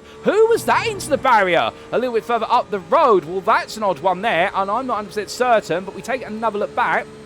And well, this was further up the road. It was a big shunt for a driver. And who exactly was it in that Porsche? I think it was one of the GPX Sim Sport cars. Went charging to the barrier, went on around like that. Was that John Lubrook? I don't think it was John Lubrook, but that was Pedro Luis da Silva, I think, who ended up in the barrier. Here's the replay for Pedro Luis da Silva, and that was him. Yes, it was. The car coming around. I think he's been tapped on the rear at some point, and the car been propelled to the barrier. And unfortunately, the car, I think the guy Hitch there hit him on the rear as well. One of the Leopard Esports cars definitely knocked him on the rear. Matthew Massey, of course, ended up in all the woe. After he got himself back up to speed, went to get going, and as he did so, oh, goodness me, there was a crunch between him and Mark Kent. Now, understanding both drivers there, I think, could have done a little bit better that, although I would argue that Mark Kent was trying to come back on. I think he was hoping that Massey would give him space, but everyone recovering there, I think that's one of those situations whereby everyone just wants to get back on the road, and nobody's really thinking at that point about the other drivers around them anymore, because they're panicking about getting off the grass. But meanwhile, what exactly happened to Phil Ansell at the start of the race? Well, here's a replay to explain that, ladies and gentlemen. And this was, of course, the leaders making their way through turn number 4 and up towards the inner loop they went. Everything was going on behind, but then Wilson Liu getting ahead initially. They went too wide into the chicane, but then as they came out, Ansell taking a lot of curb, and that's what upset the car. So Ansell made an error under that pressure, and in the end managed to catch the car in time, and that's what demoted him all the way down the order. But since then, he's been drafted his way back up the order like a rocket, and well, to be fair, you can never hold that man down. Meanwhile, all went a bit wrong for Andrew Fellows on lap number 2. This was Fellows going for the S's. And the rear of the car letting go. Oh my goodness, not Victor Shimaro there. One of the Verona Esports Edge overlays cars literally being right in the way on the warpath of the GPX Sport car, and there was nothing that could be done there. Well done to both drivers for being able to react to that, particularly the Verona Esports car. Can't quite see who it was at the time, but it definitely went very wrong between them, and well, I do believe that might have been the car there. Well, I think it might have been Marcus Clayton who took that evasive action, but we also did have this big moment for Olivier Granier on lap number 4, and this was Granier who'd already had a bit of a race that got slightly backwards, and well, it all went wrong with him and Sammy Alex. Alex came into the braking zone. Alex had lost the rear, and as he lost it, he tapped the rear of Granier's car, so Alex had made a mistake, and unfortunately Granier was in the right place at the right time to be collected with him, but both drivers went to recover straight afterwards. Well, I think the damage, oh my goodness, the car jumping up into the air. I've never seen that before, and both tried to the pit lane with damage, and we did have this for David Payne on lap number 5. This was coming in towards the inner loop chicane. Ansell, his assistant team driver right behind. Ooh, a similar mistake there to what Ansell did on lap number 1, but he collected it very quickly and decided to take a rallycross approach to collect the car. Well done to him for that. But with that, it's back to your live race we go, ladies and gentlemen. Indeed, as much as we would love to keep bringing you replays of all the moments that have happened thus far, of course, we've got a race going on, and we must stay with the race as much as humanly possible. So we have our explanation now as to how Max Dean took the club lead and why Mark Kent dropped so far down the order. Well done to Mark for avoiding all the madness. But meanwhile, the battling continues. Tim Perry on the left, Lauren Onis on the right. Nevertheless, Lauren Onis in full there, and as he makes his way through toe corner right now. And definitely he's getting his foot down, let alone his toes down that throttle pedal. Tim Perry, he's trying to hold on. As meanwhile, Armin Solinskas has just been passed by Philip Ansell off camera. And well, the two of them have been battling quite hard, but Loreno dives back up the inside of Tim Perry and says the Altitude Freedom Esports driver, yes, I know you're quicker than me coming through some of these corners, but I can be a lot braver on the brakes now by BMW, given the fact those brakes have been uprated on the car with the balance performance update at the start of the season. So therefore it does seem as though right now the BMW driver giving it as good as he's been given, but great respectful racing between these two as Tim Perry continues to push on as much as possible. And Tim, to be fair, I've seen him race for several years. I'll tell you one thing, if you're looking for a respectful driver, he's definitely one of the most respectful out there. And Lauren Onis, he can be a little bit hot-headed at times, to be fair. We have seen some moments where he's gone all in for SRB Motorsport by Linz Vega, but he means absolutely well, and he loves respectful racing, and that was definitely a good back and forth between the two of them. But looking back to Justin Noel, chasing after Victor Shimaro, the two Corvette drivers together. And right now, on home soil, the Corvette not doing too badly, to be fair. The Porsche 911 RSR does seem to be the king of Watkins Glen, although the Ford GTs out there as well, if they're able to find the pace, they're looking quite quick as well. The Corvette, meanwhile, not going too badly, but just now just literally latching himself onto the back of Shimara's car at the moment, and that'll be all in the name of fuel saving here as much as humanly possible. But as John Chamberlain gets ahead, or he gets passed by Max Chambers, his teammate, so the pro driver from Concord Motorsport moving ahead of the Inter driver. They swap things around there for 11th and 12th respectively, some smart driving between them. But what's going on down in the club class, I hear? And well, Brian Beardsworth, he's chasing after Gareth Newton and Jaden Innes. Remember, Gareth Newton started all the way down the order in the club class, but right now seems to be making a heroic effort of it. As Jaden Innes, meanwhile, still holding on to that third place spot just behind Mikel Salcuni. And Salcuni, well, what a start he's had in that BMW, but that's not the line you want to take through the inner loop. And well, the Verona Esports Edge overlays Italian driver right now. Won't keep making that mistake, because otherwise that car's definitely going to come very much away from him. And right now the consequences are that Innes, Newton and Beardsworth are all queuing up behind. And this battle's still got plenty of time in it. We've got to wait and see which way it goes. But right now, at least, Small mistakes like that, they will add up very quickly. You can see it is taking a little bit of a peek up the inside there. Probably thinks to himself, can I go for the move? And the answer is not quite at the moment, but he would love to do so. And we'll have to wait and see what he can do. This BMW, however, whatever Run Esports have done with the setup of this car, they've really got it dialed in for their driver, because I can tell you right now, the speed he's picking up on some of these corners, it's comparable to the Porsches out there. But of course, one of the disadvantages he has no draft to work with. So he can't fuel save anywhere near as efficiently as the drivers behind. That's always a tactic that it is new to the Beardsworth can use. They can all fuel save, whereas Salcudi, meanwhile, is not going to have that opportunity and therefore will be at strategic disadvantage. But still, we'll have to wait and see which way it goes there. As meanwhile, Phil Ansell making another move, and that's going to be Red Cassidy, who loses out second place to Philip Ansell. Absolutely jumps his way over the entry curbing in towards the inner loop, and Philip Ansell now up into second place. And the Cougar Motorsport driver now has only got one target between him and a return to the top, and that'll be Wilson Liu. But Wilson Liu is 4 seconds up the road, and so of course was the fastest driver in qualified. So in theory, on one lap pace, he should be absolutely running away. However, theory and reality are two different things. As Rian Cassidy right now is definitely finding out the reality of what is headed Erasmus Zelinskas, the Ford GT over the back of him. And Zelinskas right now, my goodness, this man in the Ford GT. I don't know what he's had for breakfast this morning, but I'll tell you one thing right now, he is absolutely on a mission as he looks to give chase. And we ride aboard here on the 313.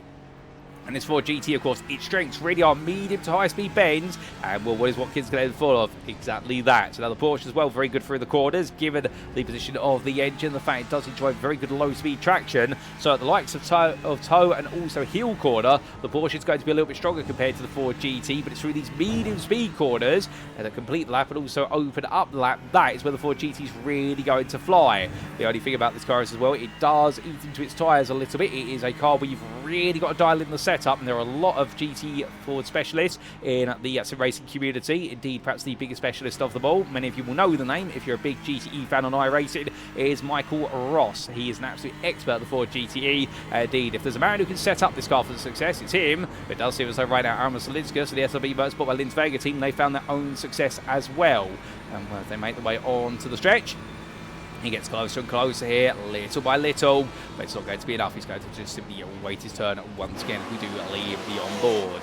But as we do leave the Ford GTE driver behind, we do see Tim Perry, meanwhile, continue the chase. Well, there's been a big incident for Mikel Salcuni off camera, so he's had to give up places in the club class. And Dwayne Hoffman now up to 5th in the club class from what I hear. And Salcuni losing out. We need to get a replay of that because he was running at the time in second place in club. Marcus Clayton here on the back of Gianluca Rosmo. So they're fighting over 6th place in club class at the moment. As into the pits has come Chad Henson.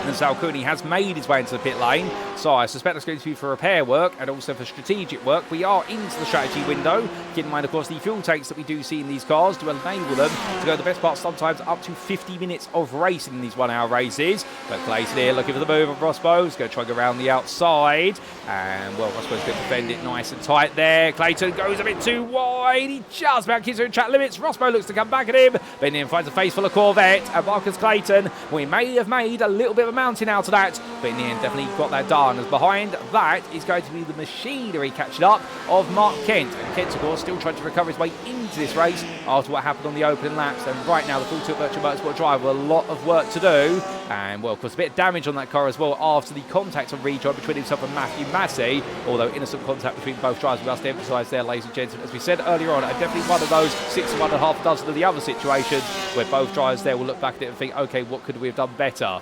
But meanwhile, we can see here the Leopard Esports pairing of Kai Hitchler and Renee Mauer together on screen. Albeit unfortunately for them, now 12th and 13th in the Pro class. But it's good to see them out there still pushing on as Pedro Luis da Silva Ansell being swallowed up by the race leaders at this time. And there is Ansell right now, the second place man storming away for them. As Luis da Silva still trying to make sure that he can stay close to Christian Ablas as they both go a lap down. But without further ado, as we do look to your race leader, we're going to go down a couple of laps and take a look back at some of the big moments only moments ago. And, well, before we do come to what happened to none other than Mikel Salcuni, we're going to take a look at the move made by Phil Ansell versus Armas Zelinskas, and that was on the journey up towards his second place. And here we go for a brief trip back in time, ladies and gentlemen. So this was the battle between the two of them as they made the way out of turn number 5 in towards 6, and Ansell had to work for this. Zelinskas went very defensive there, but Ansell, look at the control, the grip on that Porsche. going around the outside, and in the end just about squeezed his way into his toe bed, and this was the third place over on it pro, and in the end Ansell getting that move done, but what a move to do so. And in the end Zelinska's tried coming back in it time and time again, as well to go very defensively at the run down towards heel corner, so Zelinska's was not done, and well, everyone coming out fighting today versus Philip Ansell. To be fair, they all want to try and prove a point against the 3-4-1 try, who has been the man to beat all day long, all season long, the 3-4-8 I should correct myself, but he finally got that move done. Now it worked out brilliantly for him, but what went wrong for Victor Shimoro? Here's a replay for the Enosis Esports driver. This was coming into the inner loop chicane, hit the first curb correct, the second one he did not. It caused the rear to come loose, and after the third curb, sent him on a journey to the tyre barrier. Quite a gentle impact there. Oh, no, it was not! As Chad Henson came into the scene of the instant, had no time to react. He would never have seen the yellow flags there. Unfortunately, Chad Henson coming into the side of the stricken driver, and Victor Shimoro having damaged that front left suspension. The whole wheel come off, and as a result, his race was in bits. Chad Henson, understandably, just not quite able to react in time. Meanwhile, we had this with Mikel Salcudi, the Verado Esports driver, who was running second place in the club class at the time, making his way up the hill. Behind him, that was Jaden Innes. Went deep at turn 9, increasingly went deep, and tried to get the car stopped. And in the end, on the runoff area, the car went round there, lost grip, hit the barrier slightly, losing several places. And that's why it went back for Salcudi and came into the pit lane with damage to the car. And understandably, that car not in a good state, as it then Dwayne Hoffman stuck up the inside, and Salcudi struggling along, but did manage to get it just to the pit lane. But with that, ladies and gentlemen, it's back to your live race and we go.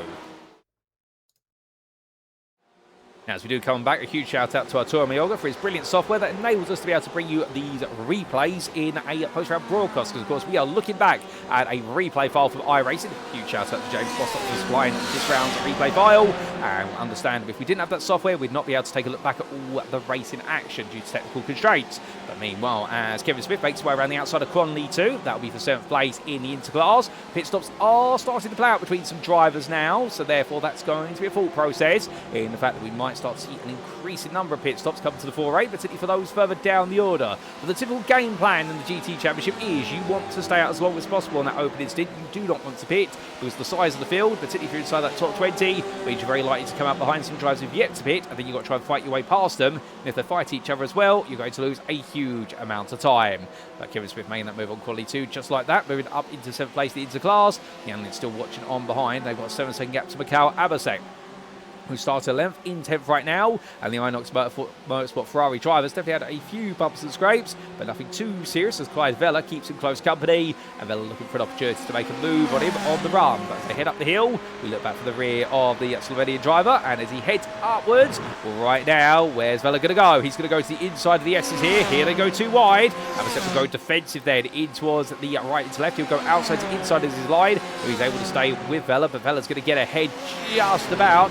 And Abasek in the end is not quite able to hold on to that 7th place in the interclass. He goes a little bit deep, but I suspect that's just a bit of dirty air and washing the front end of the car out, and he will lose out for a brief moment. Meanwhile, we do see Brian Beardsworth and Gareth Newton getting increasingly close together, and right now I suspect the GPX Sport team, well, they're trying to work together, get both drivers to fuel save off each other and not put any mental pressure on. Further back, James Bostock and Gianluca Rosberg have recently changed places, but they've caught up to Marcus Clayton. So this is going to be a three-way battle for 6th place in the club class, at least on the road. We have had a couple of pit stops. Mark Kent came in on lap number 12, and I believe he is the only club driver to have made a strategic pit stop so far. There would have been a fast repair on the car, and Kent in the end has had a relatively quick pit stop as well. So fuel's got in, so that may be to his advantage then. Now he might have some clear track to be able to start making up some ground, or at least find some pro drives in the form of the Leopard Esports cars, who he'll be able to latch onto the back to and use them as his pace markers, if you will.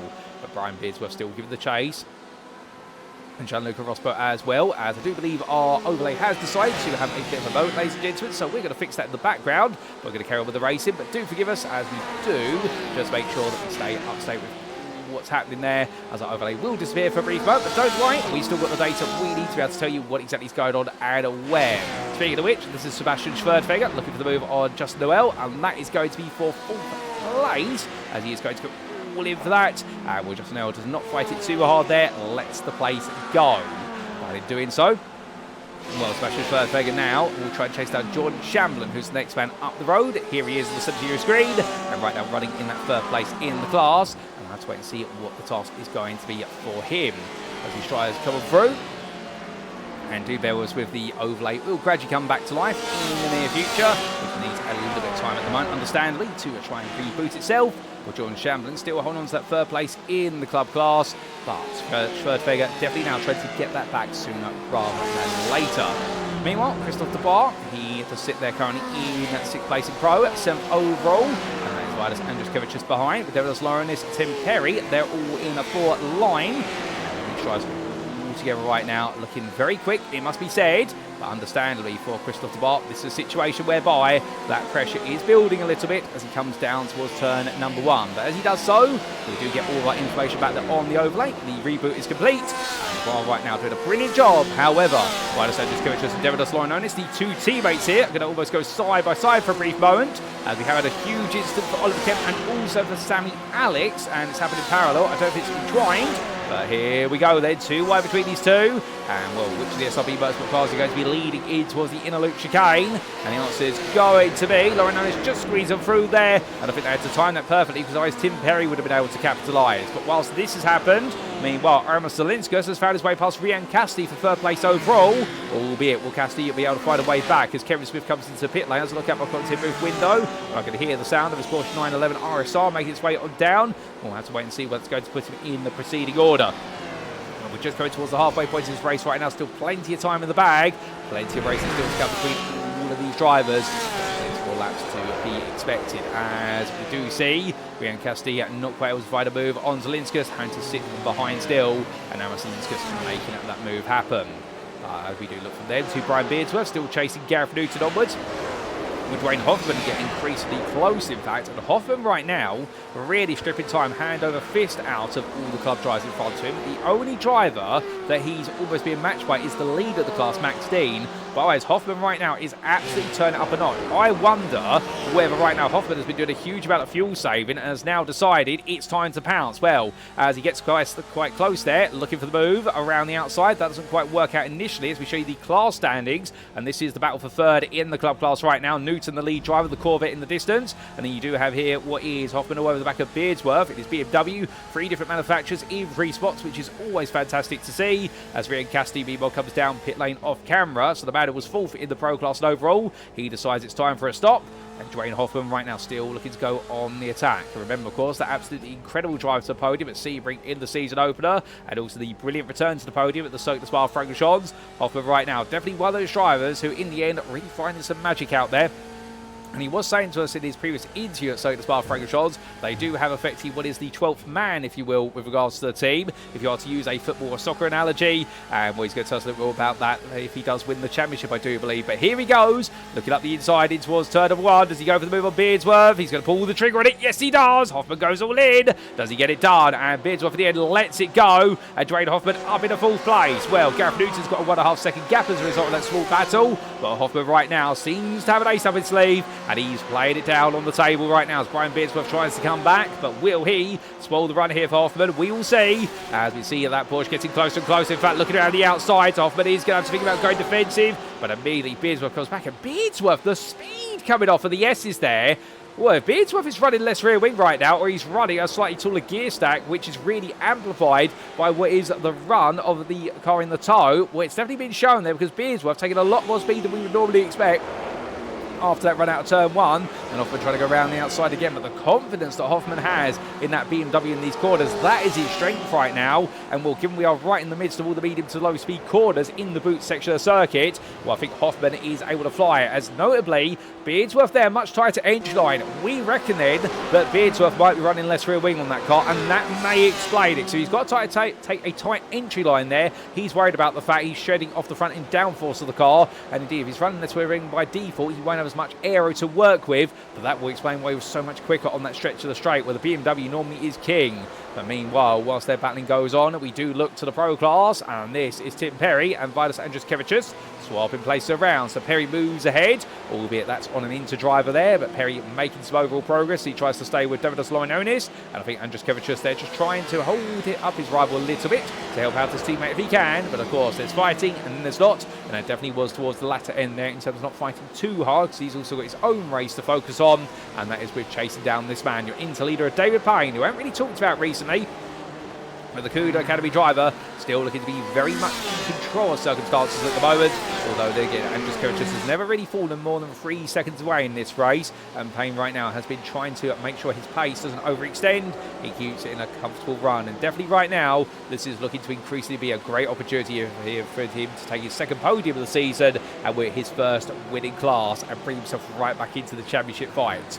But further back, Marcus Clayton all over the back of James Bostock as Bostock goes one way then the other. Well, he's allowed to weave a little bit, but too much weaving, that would be excessive, and the stewards may have a word with James Bostock. Even though he is one of the senior admins at SimRacing International, he does not get away from the scrutiny of the stewards. Nobody does. It's a completely independent stewarding team, an absolutely huge stewarding team at the moment at SimRacing International. I can tell you that. It's growing each and every day as Marcus Clayton's enthusiasm grows, but a bit too far it goes. And James Bostock receives some contact there from Clayton. And, well, Clayton went all on the inside. I think he did. He went for a bit far back, and Bostock thought he could make the corner and close the door, but Marcus Clayton did get his nose in there. I want to get a replay of that and try to understand exactly who may have been the right and in the wrong. Of course, that will be the job of the stewards there. We can give you an alternative view at least, but we'll come back to that very shortly. As meanwhile, Jordan Shamblin makes his way onto the back stretch, and as he does so, in fact, onto the first leading stretch, you could say, and he's got Sebastian Schwerdtfeger and also Justin Earl right behind him. But this battle for third place in the interclass, it has been building very gradually. Now, remember, Shamblin made a huge amount of progress early on in the race, aided to a degree by some of the madness that did play out through the S's, but also picking through the places. Schwerdtfeger, meanwhile, fell backwards from his third place start, but now he's right back with Shamblin. And are we going to see the Corvettes, they really come into a world of their own strategically? That's the one thing we've been really waiting to see where the Corvette shines so far this season. It hasn't really had a place where it has shone. It seems to have been a bit of an all-rounder, which is what it was known for previously before the balance points update, although it was a little bit too strong in terms of the regards to its outright race pace. So the Corvette has been brought back in pace-wise, but strategically right now we believe the Corvettes may have a little bit of an advantage on tyre life here today and also fuel, and that's why Schwerdtfeger has really come back versus Shamblin, but right now has adhered himself to it rather than try to make his way past, and just now they're the same. And well, Shamblin, meanwhile, in his Porsche, definitely trying to keep his head down. He did expect this to be a tough round, as he mentioned in his interview at Spa-Francorchamps, because of the fact that everyone loves Watkins Glen, so therefore everyone knows this circuit very well, and the ability to have a pace advantage becomes diminishing small, and indeed it returns you diminishing returns, although not if you're Philip Ansell, it would seem, with that monster pole lap.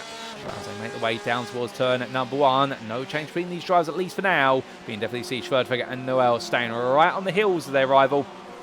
And Jordan Shamblin at this point, I think, increasingly feeling when it's that distant pressure. But as we jump on board with the American and Noel, make his way up the hill. And again, all he's doing is playing follow the leader at this point, not having to do anything more than that, and just focus on making sure he saves all the fuel. But this is hard, of course, because this dashboard camera, well, it doesn't quite show you the driver's perspective, but you can imagine normally when there's no car in front, you've got full visibility of the road in front of you, as predicted by the cockpit and also your helmet and visor. But once you do have cars in front of you, suddenly those obscure your markers at some point, and therefore you now have to try and drive to the cars in front, although you don't want to mimic exactly what they're doing, so as the concertina effect will see you tap them on the rear. But meanwhile, I see what is an attempted move there for 6th place in the interclass on the road by Jan Lintz on Quantity 2. That doesn't come about, but still staying right behind there for now. Let's wait and see what his next attempt will be. But he's definitely started to itch for a potential move, as meanwhile we have had a bit of a change.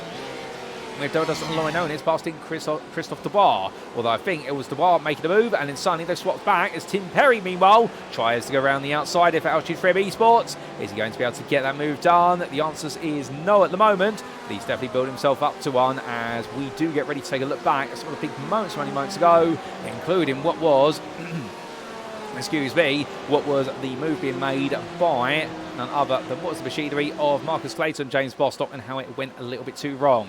And here we go for a trip back in time, ladies and gentlemen, albeit briefly, to how James Bostock and Marcus Clayton came together.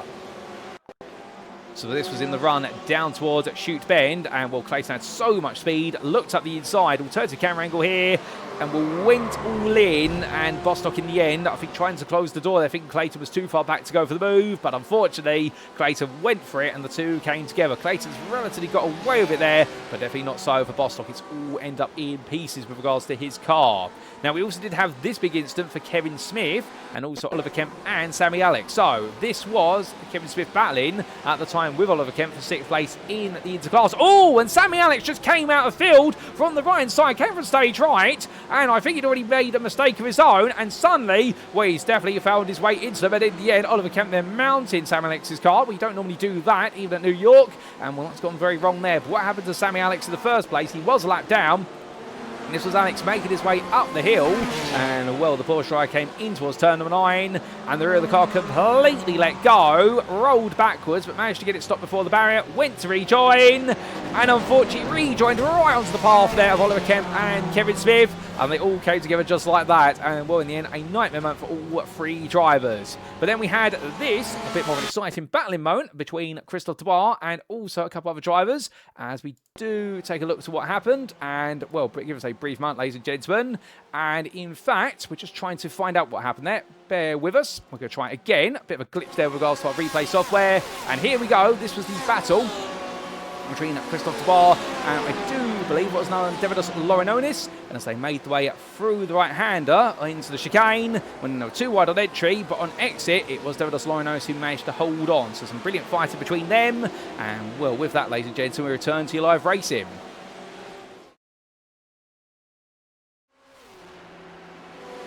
As we do come back, well, now we see that Davidos Laurinionis under pressure here from Tim Perry, who's trying to make some moves happen. And, well, as he looks for an opportunity, Perry, indeed, he's getting to the point now where I suspect he's itching for a bit of a scrap and a bit of a fight with it. And, well, will he be able to make the fight happen? The answer seems to be no, not at this time.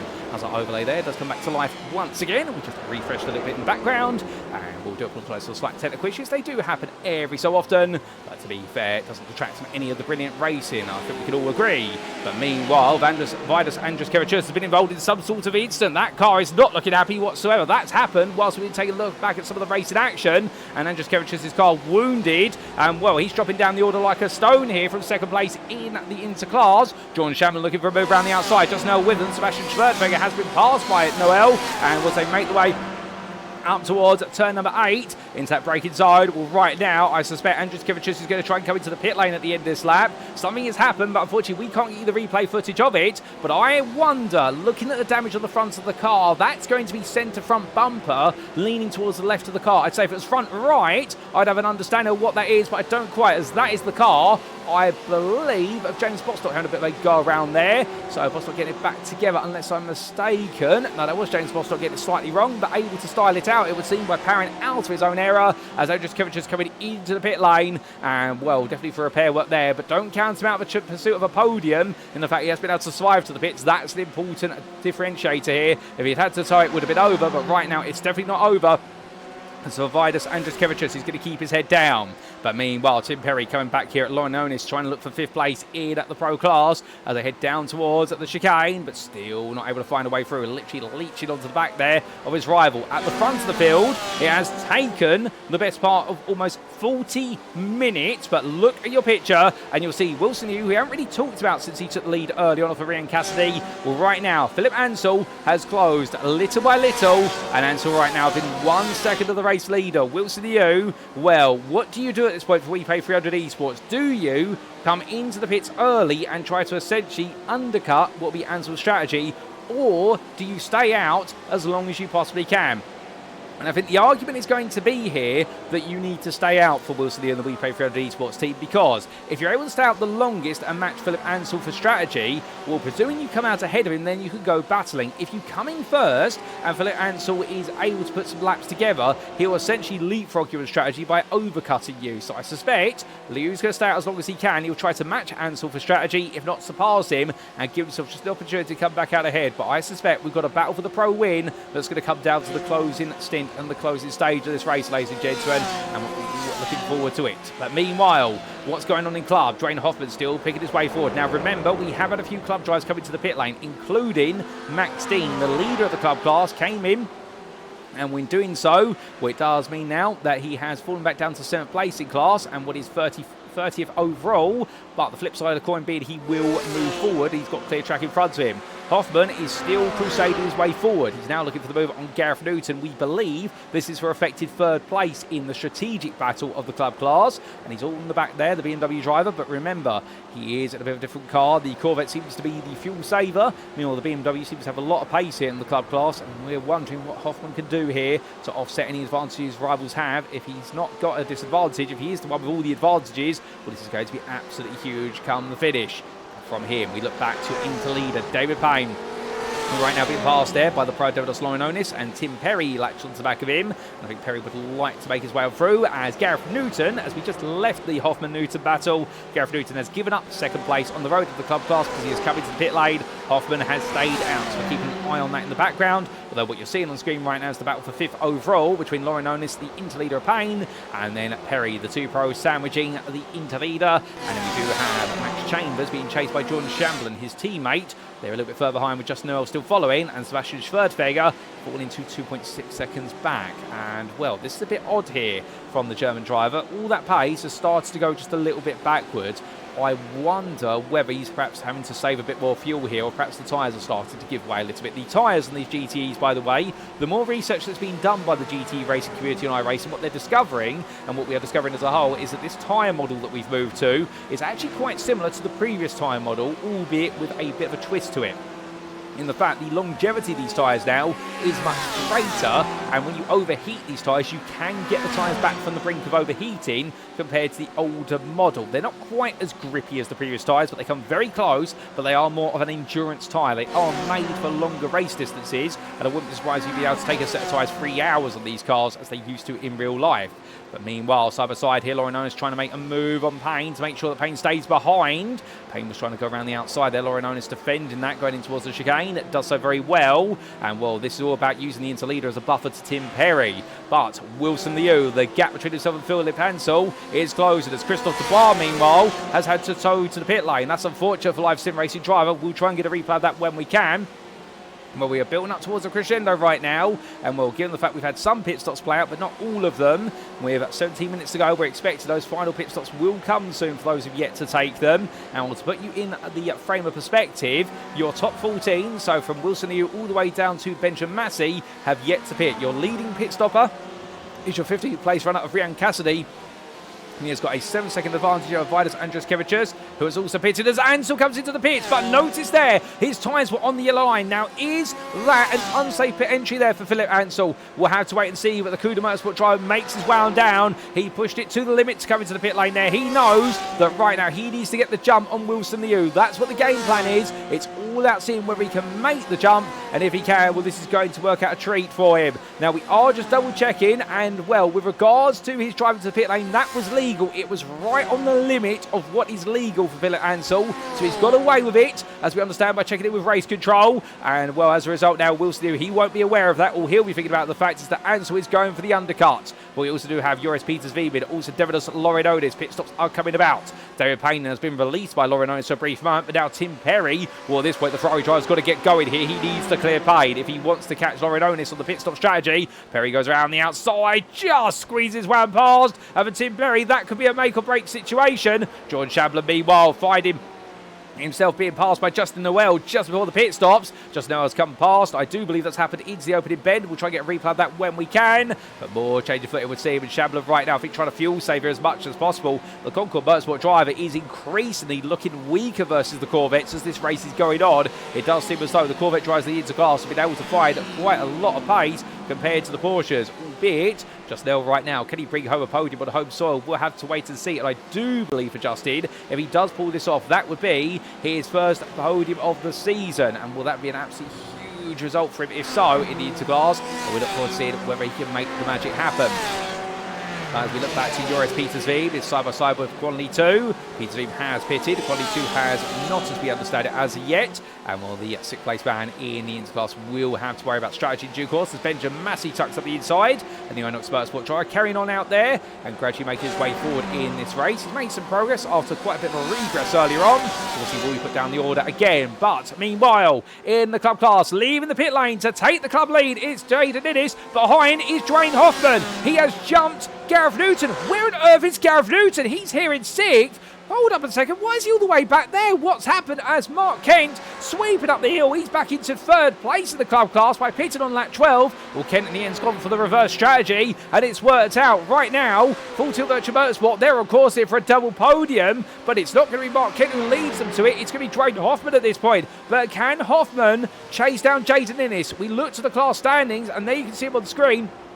And right now, Jaden Innes, 2 seconds up the road. Drayden Hoffman is charging, and Mark Kent is even quicker. This could be the 1-2 that has escaped Full Tilt Virtual Motorsport since the start of the season. They've been so close to it on several occasions. We'll have to wait and see here. We've still got 14 minutes to go. This could be a very emotional day for the FTVM team right now. Afterwards, a heartbreaker at Spa-Francorchamps for them, but everything is still to be played for here. Meanwhile, what's going on in the interclass? David Payne has pitted. He is at the head of the strategic group.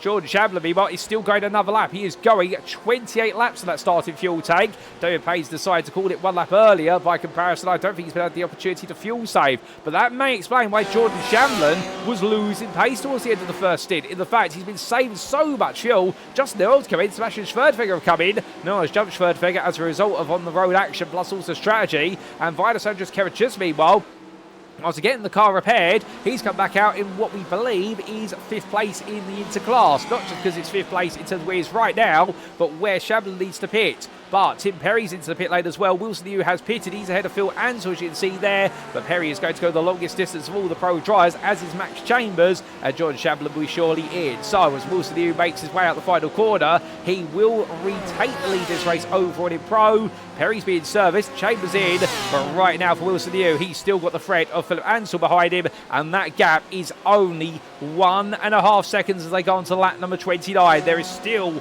so much at play here today at Watkins Glen, ladies and gentlemen, but can Wilson Liu bring home that win and prevent Philip Ansell from making it a 6th win in 7 rounds? Well, we're almost there to see it, and for Wilson Liu, it would be an opportunity to add a 2nd win to his campaign and continue the podium streak very happily, but otherwise he would definitely be continuing his nickname of Mr. 2nd place to Ansell when the days come. But meanwhile, whilst all that's going on, there's Jaden Innes, there's Drayden Hoffman. Hoffman is absolutely storming after him right now, and Mark Kent, by comparison, is closing little by little. And so right now it could be this battle could massively help out Kent. Unfortunately, they don't have the 3rd member of the Full Tilt Virtual Motorsport team here today. It's only the 2 of them, but it's only 2 drivers' points that do count. So 1-2 for them. It would absolutely maximise their championship lead. A 2nd and 3rd, to be fair, would reopen their lead quite nicely. Meanwhile, for Max Dean, things have gone from good to bad to worse as the privateer. Well, after leading the club castle so early on, and will 192 drivers have been involved in a bit of an incident. We're not quite sure what's gone wrong to him all the way down there, but the pit stop has not worked out whatsoever. Guy Hitchler and Renee Maurer make the way past Leopold Eastwood, stayed in it to win it all the way to the very end, which is absolutely brilliant to see. And to be fair, we had 45 starters to this race. We still do have 40 runners in this race, even though some drivers have had a bit of a difficulty. But meanwhile, difficulty here for Jaden Innes as a move up the inside from Drayden Hoffman in towards turn of 1, and Hoffman takes the lead in the club class. Now Innes at the moment just doesn't look like he's got any response here. In fact, they head up the hill, you'd imagine he'd be closing, not falling back, and Drayden Hoffman leads club with 4 attempts. The gap here, and Innes now starts to close up. And, well, I don't know if Jaden Innes there perhaps missed a gear coming out to 90 right. But look at this, but finally he does come back. And as he looks around the outside, Hoffman's got him covered. And for Drayden Hoffman right now, just needs to take it nice and smooth for the inner loop chicane. Mark Kent, 4 seconds behind to the rear of the picture. He is closing gradually. And we'll have to get a replay of how that move was made there, because Drayden Hoffman, 1 minute he was closing, and the next minute he leapt in. Thankfully, we caught that. And meanwhile, Gianluca Rosby weasel over the back of Gareth Newton. So suddenly, the Deep Motorsport driver, I don't know what he's been told in the pit lane or what they've given him as terms of fuel, but also half-time oranges, but he's absolutely flying as the Deep Motorsport driver, and he's trying to attack the championship leader. Well, this won't be for a podium, but it will be to match his season best performance to a 4th place finish. And will Gianluca Rosby making a habit of top 5s this season? No doubt about it. As he makes his way around, let's take a look back at how exactly Drayden Hoffman made that move for the lead of the club class. And here we go, ladies and gentlemen.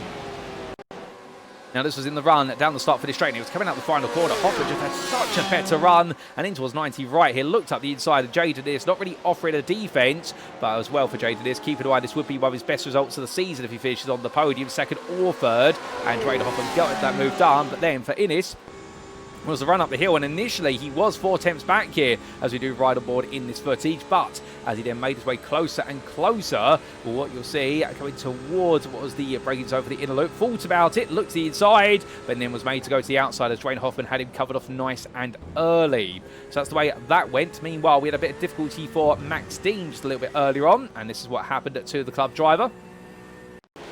And in this replay, well, the man who was leading the club class earlier on came into the braking zone before a shoot bend, and before GT carried a bit too much speed in, and the rear of the car said no. To the barrier it went, and unfortunately it was a big knock, but thankfully the rear wing stayed on the car. And I do believe some of these cars have been strengthened quite recently in an update, and the fact they were a little bit too fragile for being realistic. But meanwhile, ladies and gentlemen, we go back to your live racing.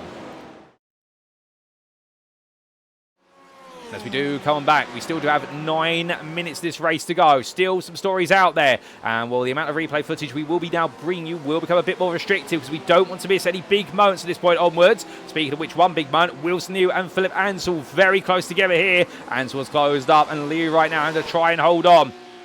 Going down the hill through the left-hander, well, Wilson Liu will be looking in his rearview mirror, and he'll notice it's not the Michelin man, even though he is on the front bumper of the Cuda Motorsport car. It is indeed the Pro Man, because that is Philip Ansell looking to go on the attack. 300 points currently, and well, he'll be looking to pick up another 50-point stay for this win if he can. But Wilson Liu will have his own agenda, which is to try and hold him off. Meanwhile, in the battle for the interclass podium, it's Jordan Shamblin, Justin Noel. They're very close together at the moment. We are keeping a close eye on that, as they're all looking to scrap for position, and also Sebastian Schwertfeger and Vidas Andruskevicius. They're getting a little bit closer to each other as well. But at least at the moment, Wilson Liu holding on here as they make the way towards turns 10 and 11. And in terms of Jaden Idis, he is trying to come back here at Dwayne Hoffman. Mark Kent is closing. So the battle for all 3 spots on the club podium is not quite said and done, although we know who the 3 belligerents will be for it. Meanwhile, here is the Chambers, Cassidy, Shamblin, Noel battle as they come out to turn number 8 up the hill towards 9. And we're going to have to be very quick-footed with regards to going back and forth between all these battles, ladies and gents. We'll try and keep apprised of all of them. But this is the fight for 8th place overall, for 7th in the Pro class between Chambers and Cassidy, and also for 2nd place in the Interclass between Shamblin and Noel. But as they carry on, will be while Dwayne Hoffman still keeping ahead of Jaden Idis, and Idis going straight on the chicane. And I do believe that's a mistake there for the Canadian driver Cuda Motorsport, who got very close to the run and unfortunately lost out on that one. So that will be the Esther now serve a slowdown penalty, and you can see the consequences there as he does let the machine of Olivia Granier unlap itself from him. And well, Jaden Idis right now is Mark Kent closing, and Kent go for a move here, and the full tilt virtual motorsport driver getting a move on, but he's not close enough to attack him. But he's definitely getting ready to pounce as they make the way out to the corner, and riding on board here, well, right now the full tilt virtual motorsport driver, he will try and make this move. It'll be around the outside, but here they go down towards hill bend, and on the brakes there, well, Jaden Idis still had to burn more of a slowdown penalty at that point. So for Mark Kent, that's going to be as quick as 1, 2 and done. He's into 2nd place in the club class, and with Dwayne Hoffman up the road now, 6.5 minutes to go. Well, Jaden Idis, can he come back here, or have FTVM got it done in their BMWs? We will have to wait and see, but just to fill you in the picture, this was the mistake that Jaden Idis had made, as we understand it, going into the chicane, and here's the quick replay. So this was, they powered the way down towards turn number 4A and 4B, and onto the brakes Jaden Idis went, but as he did so, went to turn in, and in the end, he decided at the last moment to turn the car out. And well, Hoffman was never going to let that go. I think Jaden Idis was worried that he was going to hit the apex curve of the left hander there, the second part of the chicane, and it would have sent the car around. So taking the safety approach, and I can't blame him for it, decided to prioritise just finishing the race, but of course losing that 2nd place to Mark Kent as a result of his slowdown penalty as we head back to your live racing.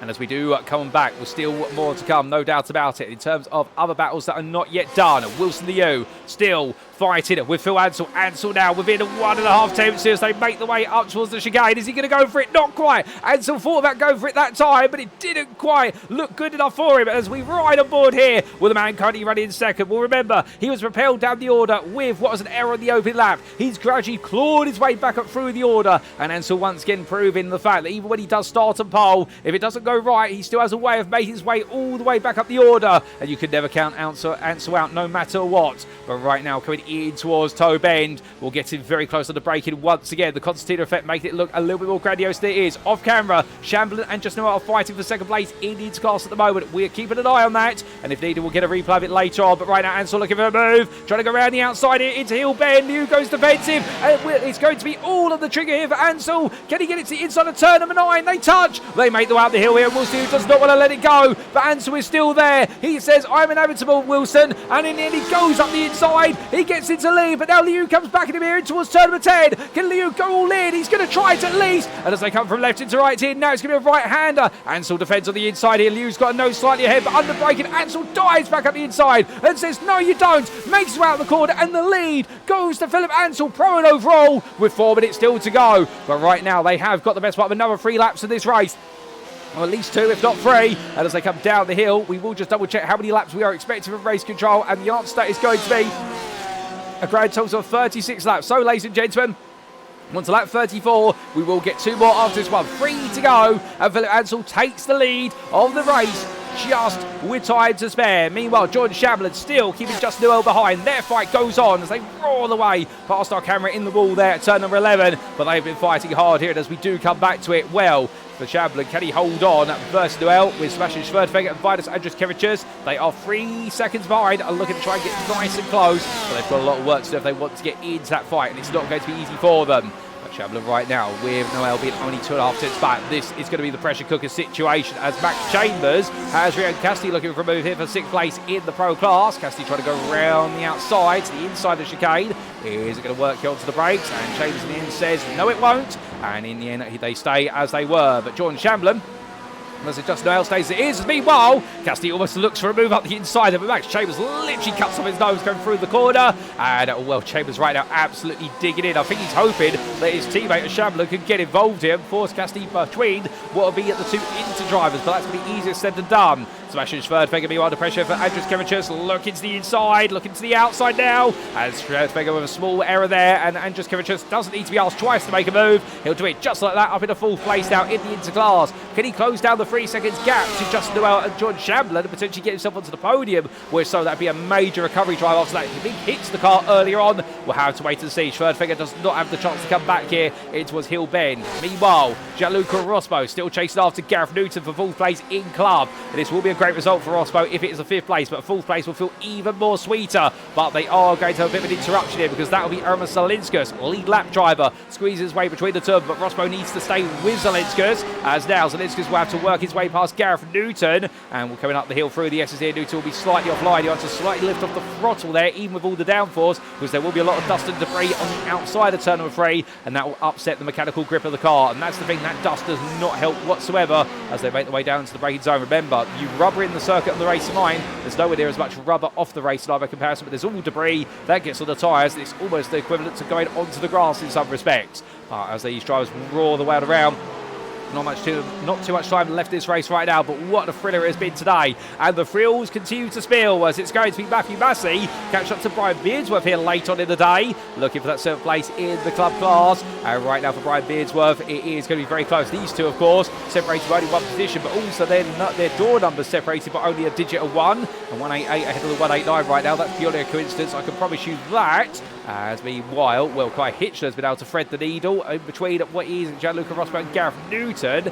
And, well, as they go through, Hitchler going for a move here as well, trying to make overall position. He'll take it. And also Tim Perry right now will not be too happy about the fact he's caught up behind 2 drivers who are fighting each other. They are a lap down. And I think Perry at this point just having to practice patience very carefully. And, well, in the end, they'll realise what's going on as Perry's going to look around the outside of Newton here into turn number 10. It will give him the inside line into turn 11. I think Newton will back off slightly here off the throttle. He won't back off too much, and Perry's going to dive up the inside there. My good lord, that's risking it all. And well, suddenly Gianluca Rospo is right there once again, but there has been contact between Massey and Beardsworth from what I'm hearing. I believe Matthew Massey has had to tow to the pit lane, and Beardsworth is dropping down the order like a stone, but we can't get a replay of that with 30 seconds to go right now because we still got some action out on circuit, and Rospo still trying to find that 4th place in the club class if he can, but Ansell seems to be safe here. versus Wilson Liu. They are on the final lap of their race, and right now that gap is opened up little by little. But what about the battle for second place in the interclass? And Concord Motorsports' Jordan Shamblin still holding on, but it's going to be there just now, still giving the chase as they roar the way up the hill. Vidas Andrus, he is closing half a second a lap, but they've only got this lap, so therefore he's going to need to triple his rate of closure right now if he wants to make that move. That's not going to be easy to do, but Shamblin pulls away a little bit, as meanwhile Chambers on the inside versus Cassidy, who's trying to go round the outside of him for position. That'll be for 6th place in the Pro Class. 2 wide they go in, and Cassidy then does get ahead. Shamblin in the end watches on behind his teammate right now, making sure not to pressure him too hard, but Cassidy gets that place. And well, will we see Chambers come back? I suspect we will very shortly, and understandably right now Shamblin will want them to get a move on, but Chambers looking up the inside, not close enough to make the dive work. He has to wait instead as they roll off the corner. As they make their way up towards Toe Bend. Well, meanwhile, we have to roll the camera off of them, ladies and gentlemen, because if Aramis Salinskas is in 3rd, well, meanwhile, in 2nd must be Wilson Liu, but going through the final corner, the checker flag awaits him. It went wrong at the start, but it's not about how you start, it's about how he finishes, and when he leaves some paint to the wall in the final corner, Philip Ansell takes his 6th win of the season ahead of Wilson Liu, and it'll be Aramis Salinskas who comes on through to take 3rd place shortly in the Pro Class, and overall, Tim Perry threw everything at it, but couldn't quite stay with the man for the 3rd place spot on the podium. And then it will be Devonus Lorinonis who comes on through in 5th place just behind, as we have got a bit of smoke going up there out of the final corner. And then it will be 7.5 seconds back, and whilst the 2nd win of the season will not come to Mark Calsbear, it will be a 2nd win of the season for Cuda Academy. It's a 1st win in the interclass for David Payne. Well done, David, you become a winner this season. Ryan Cassidy comes on home in 7th place ahead of Max Chambers. George Shamblin holds off Justin Noel for 2nd place in the interclass, and then it will be Vida Sanchez Kevicius behind them. Sebastian Schwertfeger will come home 12th, and well, we've got a bit of time, ladies and gentlemen, before a few more of our tries come to the line. I'm losing my words, as meanwhile Jan Lintz has got some time. Here he comes just ahead of what will be the machinery behind him of Benjamin Massey. He'll be 13th, Massey will be 14th, Chad Henson will be 15th, and then Quadley 2 will come on home here in 7th place in the interclass. It's a challenging day today for the WePay 300 esports driver, but he kept his head up high. Kevin Smith meanwhile comes through the final corner, and I suspect he is going to hold on here versus Clyde Vell, or is it? It's going to be a drag race to line. Who's going to get it for 8th place in Inter? It's going to be Smith just about. But meanwhile, how about this, ladies and gentlemen? It's been a long time coming for Full Tilt Virtual Motorsport. They have chased a 1-2 for so long, but he's finished 3rd this season. He's finished 2nd this season. Drane Hoffman, take a bow, good sir. You are a winner this season for Full Tilt Virtual Motorsport in the club class. It's the 1-2. Mark Kent comes across the line in formation, and you'll have to excuse me, ladies and gentlemen, because I'm actually getting a tear in my eye right now, seeing it all come together for the team that's pushed so hard for that 1-2 for so long, and they will be the only lead lap finishers in the club class, and what a way to do it. And indeed, I think I'm going to pull my eyes out very shortly. But meanwhile, Jaden Innes, credit where it's due to the Cuda Motorsport driver. He threw everything at this, and he lines up alongside his teammates here.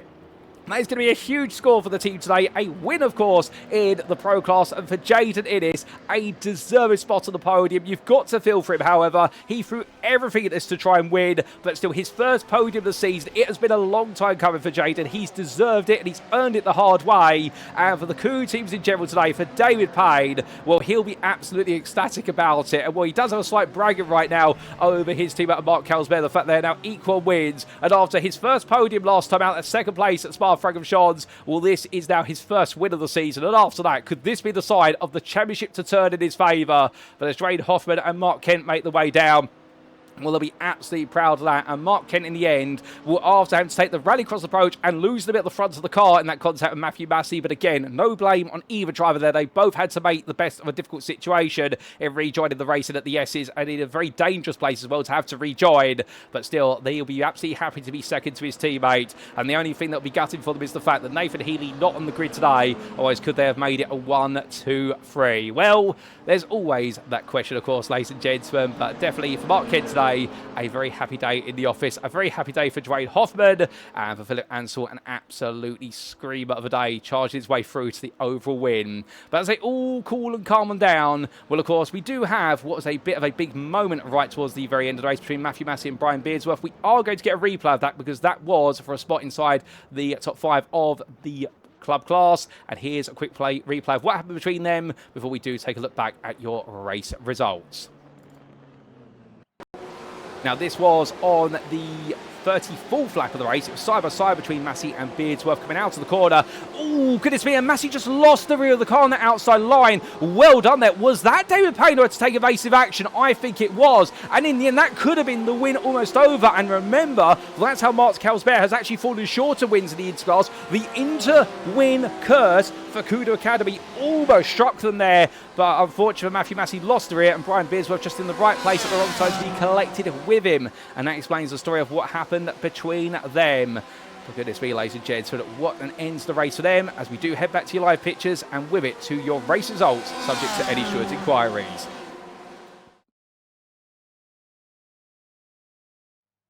And as we do come back to circuit side and we do run out of replay tape, well, it is time for us now to take a look at those results. And here they are, subject to anything or any intervention from the stewards. And as we can see, starts with the overall finishing positions, as we always do. Philip Ansell had to fight hard for it, but in the end fought his way through to the win after taking pole, fell down towards the back end of the top 10 at the start, and in the end came back through for Kuda Motorsport to take the win by 2 seconds over Wilson Liu. But what a game of cat and mouse it was every step of the way. The WePay 300 Esports Giant not quite seeing that win today, but so tantalisingly close to it. But in the end, another second place for him and keeping Ansell honest every moment of the race distance.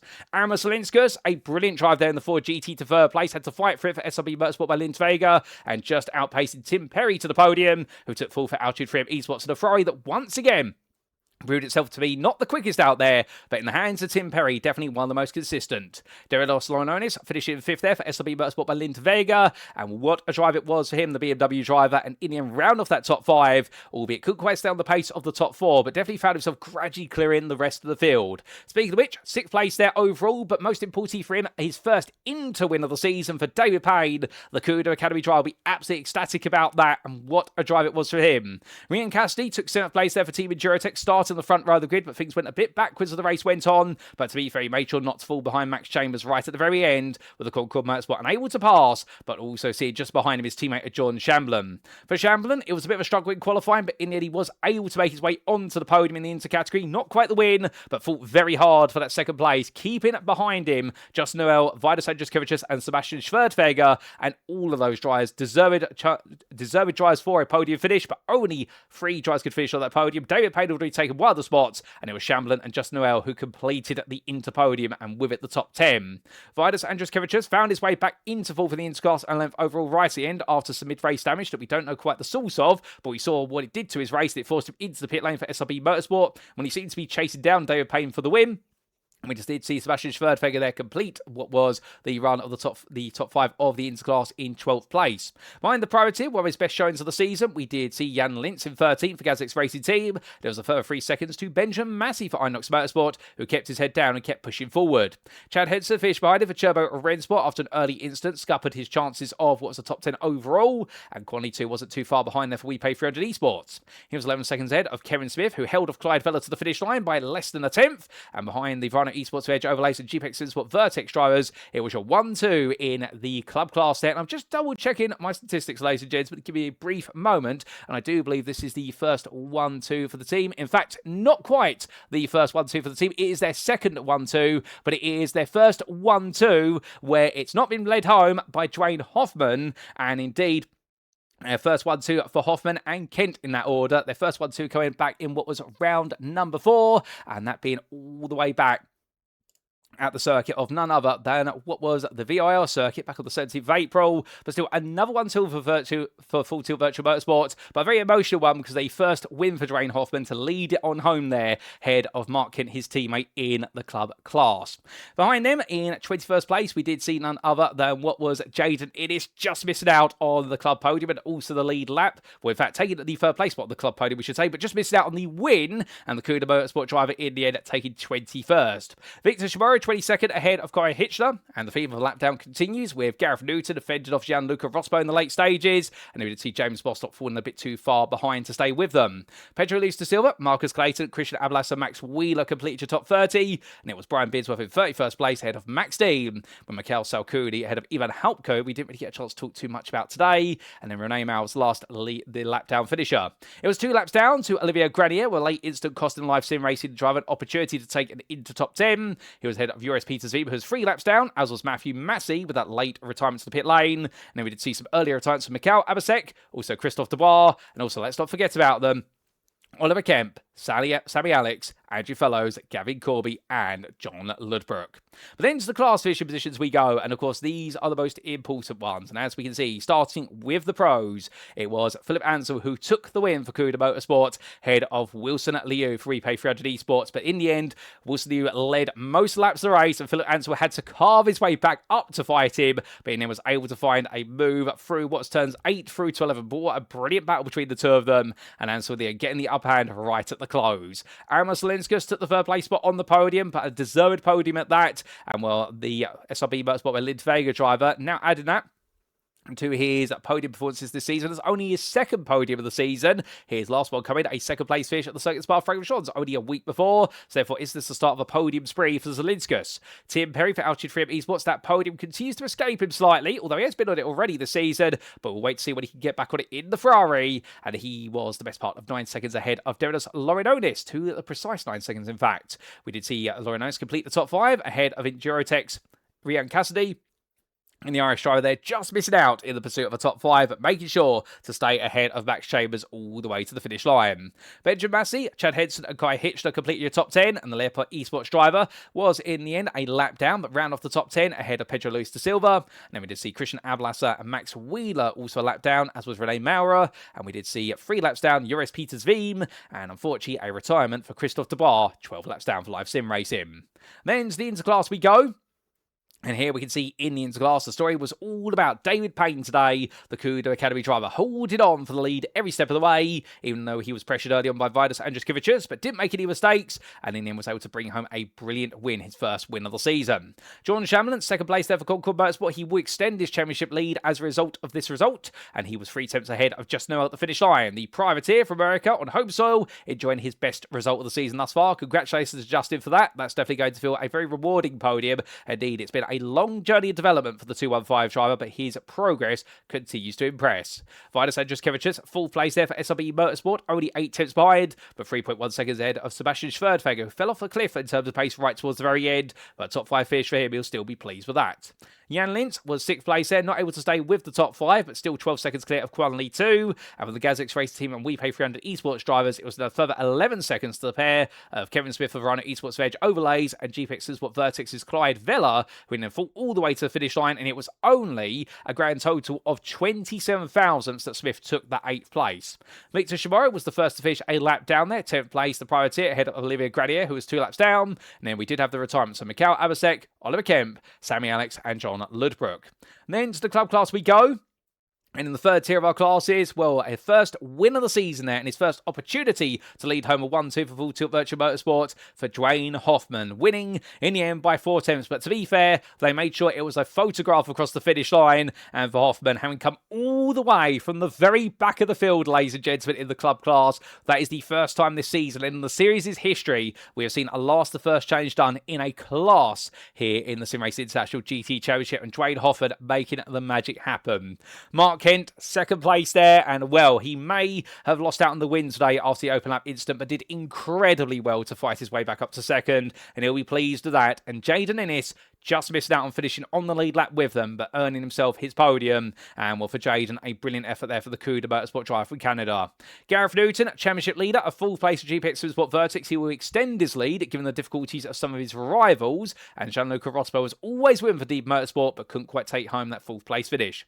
James Bostock, 6th place for GPX Sport Onyx, struggling today in qualifying, and in the race was able to get his head down and carry on, but not quite inside the top 5. And his run of podiums has definitely come to an end, with Marcus Clayton, 7th place there for Rhino Esports for Edge Overlays, his driver, just ahead of Brian Beardsworth at the finish line. Beardsworth unfortunately caught up in that contact with Matthew Massey, but was able to survive it, and Max Dean, the man who was leading for so long, it all fell apart midway through the race, and Sonny, for the Ford GT driver, it was a 9th place finish instead. Mikhail Salkudi completed the top 10 for Run of Esports Edge overlays, and then Ivan Hauke was best dressed in 11th. And we did see 3 laps down Matthew Massey with that late retirement, but he will be classified as a finisher for Spectre Racing. And we did see non-finishes for Andrew Fellows and Gavin Corby. But with that, ladies and gentlemen, that concludes our racing for today. But just before we start to wrap up this broadcast, well, given the fact we can't bring you any interviews today, you know what we may do instead? We may instead bring you the updated standings after what is 7 rounds of racing. So give us a brief moment as we intentionally stall you for time as much as humanly possible, only for a little bit of time, of course, as we will be bringing those standings up on screen very shortly. And what a race we've had today. And in fact, we can now bring you those provisional standings. In fact, they are confirmed standings, we should say, as the stewarding has been done for this round. And to be fair, we have got a couple of penalties going into our next round from what I understand, but we'll bring it up to speed with those next time out. And here we go, starting with the standings for the Pro Drivers' Championship after 7 rounds of racing. And as we can see, Philip Ansell leading by now a grand total of 37 points over Wilson Liu with 6 wins. His counting results versus Wilson Liu's unstoppable run of podium so far. Ansell is gradually creeping towards the crown little by little. But if Liu continues to finish second behind him, it will go all the way to the season finale. But we'll have to wait to see which way it goes and whether it goes all the way to Mexico. Wilson Liu, meanwhile, with those results, making sure to stay clear of Tim Perry. And this really does now lock in the fact that we are seeing our top 2 break away for the rest of the field. And Tim Perry with back-to-back full place finishes. He is holding on to that 3rd place spot quite comfortably ahead of Max Chambers. Chambers sits in 4th with 192 points, but only 5 ahead of a growing form for the SRB Valent Vega driver of Aramis Salinskas, and Davidas Laurinionis 5 points behind him with back-to-back 5th place finishes. Rian Casti 7th there for Team Endurotech, and well, he can see here with chasing after what is the top 6, but in turn he's now having to hold off Pedro Luis da Silva, who's fallen behind him, and the results not going the way for the GPX SimSport Xenon driver at all, with 3 11th place finishes now in his scores, 2 of them counting, 1 of them dropped. Joris Peters Veem, he's a further 20 points behind there, with a difficult day in the office today, and the GPX SimSport Xenon driver ahead of Benjamin Massey, who completes the top 10 with that 8th place finish, moving ahead of Christophe Dubois, and another retirement for Dubois for live sim racing, really scuppering his chances of a top 5 this season, but you never know, to be fair, he's still got a couple of rounds to go. Mark Hutchinson not on the grid for this round, so therefore not scoring any points, and we hope to see him back in the race in action next time out. Meanwhile, to the interclass we go, and here we can see the story is one of Jordan Shamlin's 2nd place, enabling him just to hold a 16-point gap now over Mark Calvert, who did not attend today, so therefore it means that round number 7 becomes his drop score for Kudo Academy. David Payne, with his first win of the season, now propels himself back into 3rd place and is only 21 points behind the top 2. So, will Kudo Academy now knock things together here and look to chase down a 1-2 finish this season? And if so, can they find a way to beat John Shamlin in the process? Jan Lintz, 4th there, and the Gazix Racing Team driver with that 6th place finish. Keep himself just ahead of Vidas Andruskevicius for now. A 4th place finish for the man for SRB, who could have been on the podium today. He'll know it's not been quite the result he's wanted, but it has been the right rebound from Spa-Francorchamps. Quanley 2 missing out on the top 5, so therefore not able to add another top 5 or a podium to his run. And in fact, intriguingly, here's a statistic for you, Quanley 2. Every time he's finished inside the top 5, it has been a podium. Otherwise, it's been top 10 or lower so far. So the WePay 300 Esports driver really min-maxing his results, it would seem. But behind him, to the tune of 60 points, it's Olivier Granier, with another difficult day in the office for live sim racing driver, really now causing a split between the top 6 and the rest of the field. And here we chasing down the final, what we trophy position, with Victor Shimura only 7 points behind, and a further 3 to Sebastian Schwerdtfeger, bringing on home another top 5, and indeed matching his best result of the season thus far. The German driver was able to make sure that Flavien Teffrey could not gain ground on him today, with Teffrey not on the grid for Valent Racing Team, and then Kevin Smith and John Ludbrook complete the standings, at least the top 12, and then we do come to the club class. And here we can see Gareth Newton leads the way. A 4th place finish, not quite at the run of podiums being continued, but the GPX SimSport Vertex driver making sure that all his results that count are top 5 finishes. But look who now has moved into 2nd place. Dwayne Hoffman, his 3rd podium of the season, his 1st win for Full Tilt Virtual Motorsport. And I can tell you one thing right now, the BMW driver, he's going to be believing he can chase Newton down after taking that 1st win. All he's got to do is stay out of trouble and keep the results coming. And FTVM will definitely be keeping GPX SimSport Onyx and Vertex in a very close fight. Speaking of the Onyx outfit, James Bostock drops to 3rd place, with his finish in 6th place today, 255 points. But to be fair, having missed 2 rounds, he does have a 0 score in there, and it's highly commendable where he stands in the championship thus far. Mark Kemp, meanwhile, 2 non-finishes. He finds himself in a similar situation to Bostock, albeit he's still got a bit of work to do to close down the top 3. Gianluca Rospo, well, he's now moving forward. He moves into 5th ahead of Nathan Healy, who did not participate today, so takes a 0 score into his standings, and the Deep Motorsport driver into the top 5. Can he go just that little bit further? Can he even challenge the top 3? You never know. Nathan Healy falls to 6th. He's only 8 points behind the top 5, but in turn, he's only 6 points ahead of Jaden Innes, whose first podium of the season. The Cuda Motorsport driver now will know that this is the chance for him to make the break in towards the top 5 if he keeps up the momentum. John Becker, 2 non-finishes and now a non-start. The Valent Racing Team driver falls to 8th place, still ahead of Brian Beardsworth based on result countback given his podiums versus Beardsworth top 5s. And then we do see Mikhail Salcuni only a further 6 points behind Verano Esport by Edge Overlays, and he's ahead of his teammate Marcus Clayton. Andrew Fellows, meanwhile, completes the top 12 in the club class at 105 points. And as for the team's championship standings, well, Full Tilt Virtual Motorsport have reopened their lead to 594 points versus the 571 of Cuda Motorsport. And Cuda Academy, meanwhile, well, they now sit in 3rd. But look how the top 3 are tightening up, as Concord Motorsport, meanwhile, have the growing threat of We Pay 300 Esports behind. Only 5 points separates 4th and 5th. Meanwhile, further 20 points behind at GPX's for Onyx, and around today where they picked up some points, but not the points they've wanted, but they moved to the head of the GPX's Sport triplet with Vertex and Xenon behind, and Xenon right now started to lose what is pace and trim versus their 2 sister teams. But still, they do have a 28-point gap to Valent Racing Team, and SRB by Lint Vega will complete the top 10 there, and while they're still holding on and making sure to claw the way onto it, and meanwhile, Altitude Frame Esports still hold on to 11th place just behind. But with that, ladies and gentlemen, that concludes a rundown of your results and standings going into the next round. And without further ado, it is now time for us to wrap up. Thank you very much for watching, and if you have enjoyed today's show, and perhaps you're sat there right now wanting to know how you can get on the grid for this series, indeed any series at SimRacing International, or you just enjoyed what you've seen and you want to know more about the SimRacing International community, well, for all that and more, join our official Discord. Invite link at the bottom of your screen. It's easy to get in, and you won't find a more welcoming community. And whilst we are based out of the United Kingdom, we are an international community. It doesn't matter where you hail from, whether it be Antarctica all the way through to Asia, you are more than welcome to join the grid. And you've seen plenty of international stars on the grid today, from China, from Australia, from the United States of America, from the European continent, you name it, we've got drivers who race from that country. And when you do join the SimRacing International community, you could race in any one of the ongoing series, which do include our Thursday evening GT3 Championship, our Premier Series, with its 2 splits currently in Season 12, with the Masters and the Superstar splits. Alternatively, what you've been tuning into today is the post-round broadcast of the Friday evening GTE Championship Season 2, and of course a celebration of the Grand Twin Endurance Machines from 1999 through to 2023.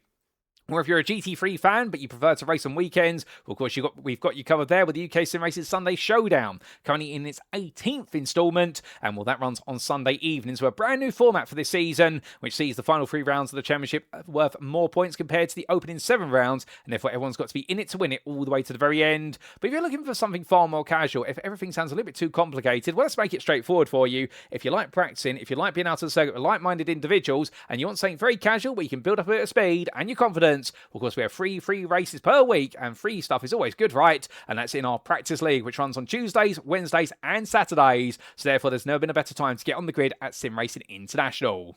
At this moment, we'd also like to say a big thank you to our series and league sponsors, including Carmate, Mon Technology, the GP2 Group, and also we'd like to give a big shout out to Motorsport UK's esports division for recognising us here at SimRacing International as a recommended community. We're very grateful for that recognition, and long may it continue throughout 2026 and beyond.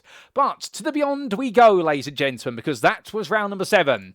Next time out, we head to Brazil. We make our way southward to South America, and it is to the infamous Is That Glock circuit, albeit it's known for far more than what was the 2008 Formula 1 World Championship title decider. It's known for the FIA World Endurance Championship. It's known for plenty of success in which GT3 machinery and also in GTE machinery, particularly for Pratt & Miller Motorsport with the Corvette C8R GTE in many a year in the past. We'll be going to the Autodromo Jose Carlos Pache, and we'll see our drivers take on the circuit named after the 2 lakes it sits between, and that'll be on Friday, the 15th of May 2026. However, If you're wondering why the date on the bottom there says Sunday the 17th of May, I unfortunately will not be available to bring you up coverage of all the racing action live from the circuit side, but don't fret, because we'll be bringing it to you as if it were live once again, and it will be only 2 days after. You won't have to wait as long, so save the date. Sunday the 17th of May 2026, we'll continue the story there, and well, in the pro class, it seems though, with 7 rounds complete, 6 wins to his name, an absolutely impeccable record as far as points are concerned for Philip Ansell. Can he make it a 7th win of the season? And would start to put his hands on the title.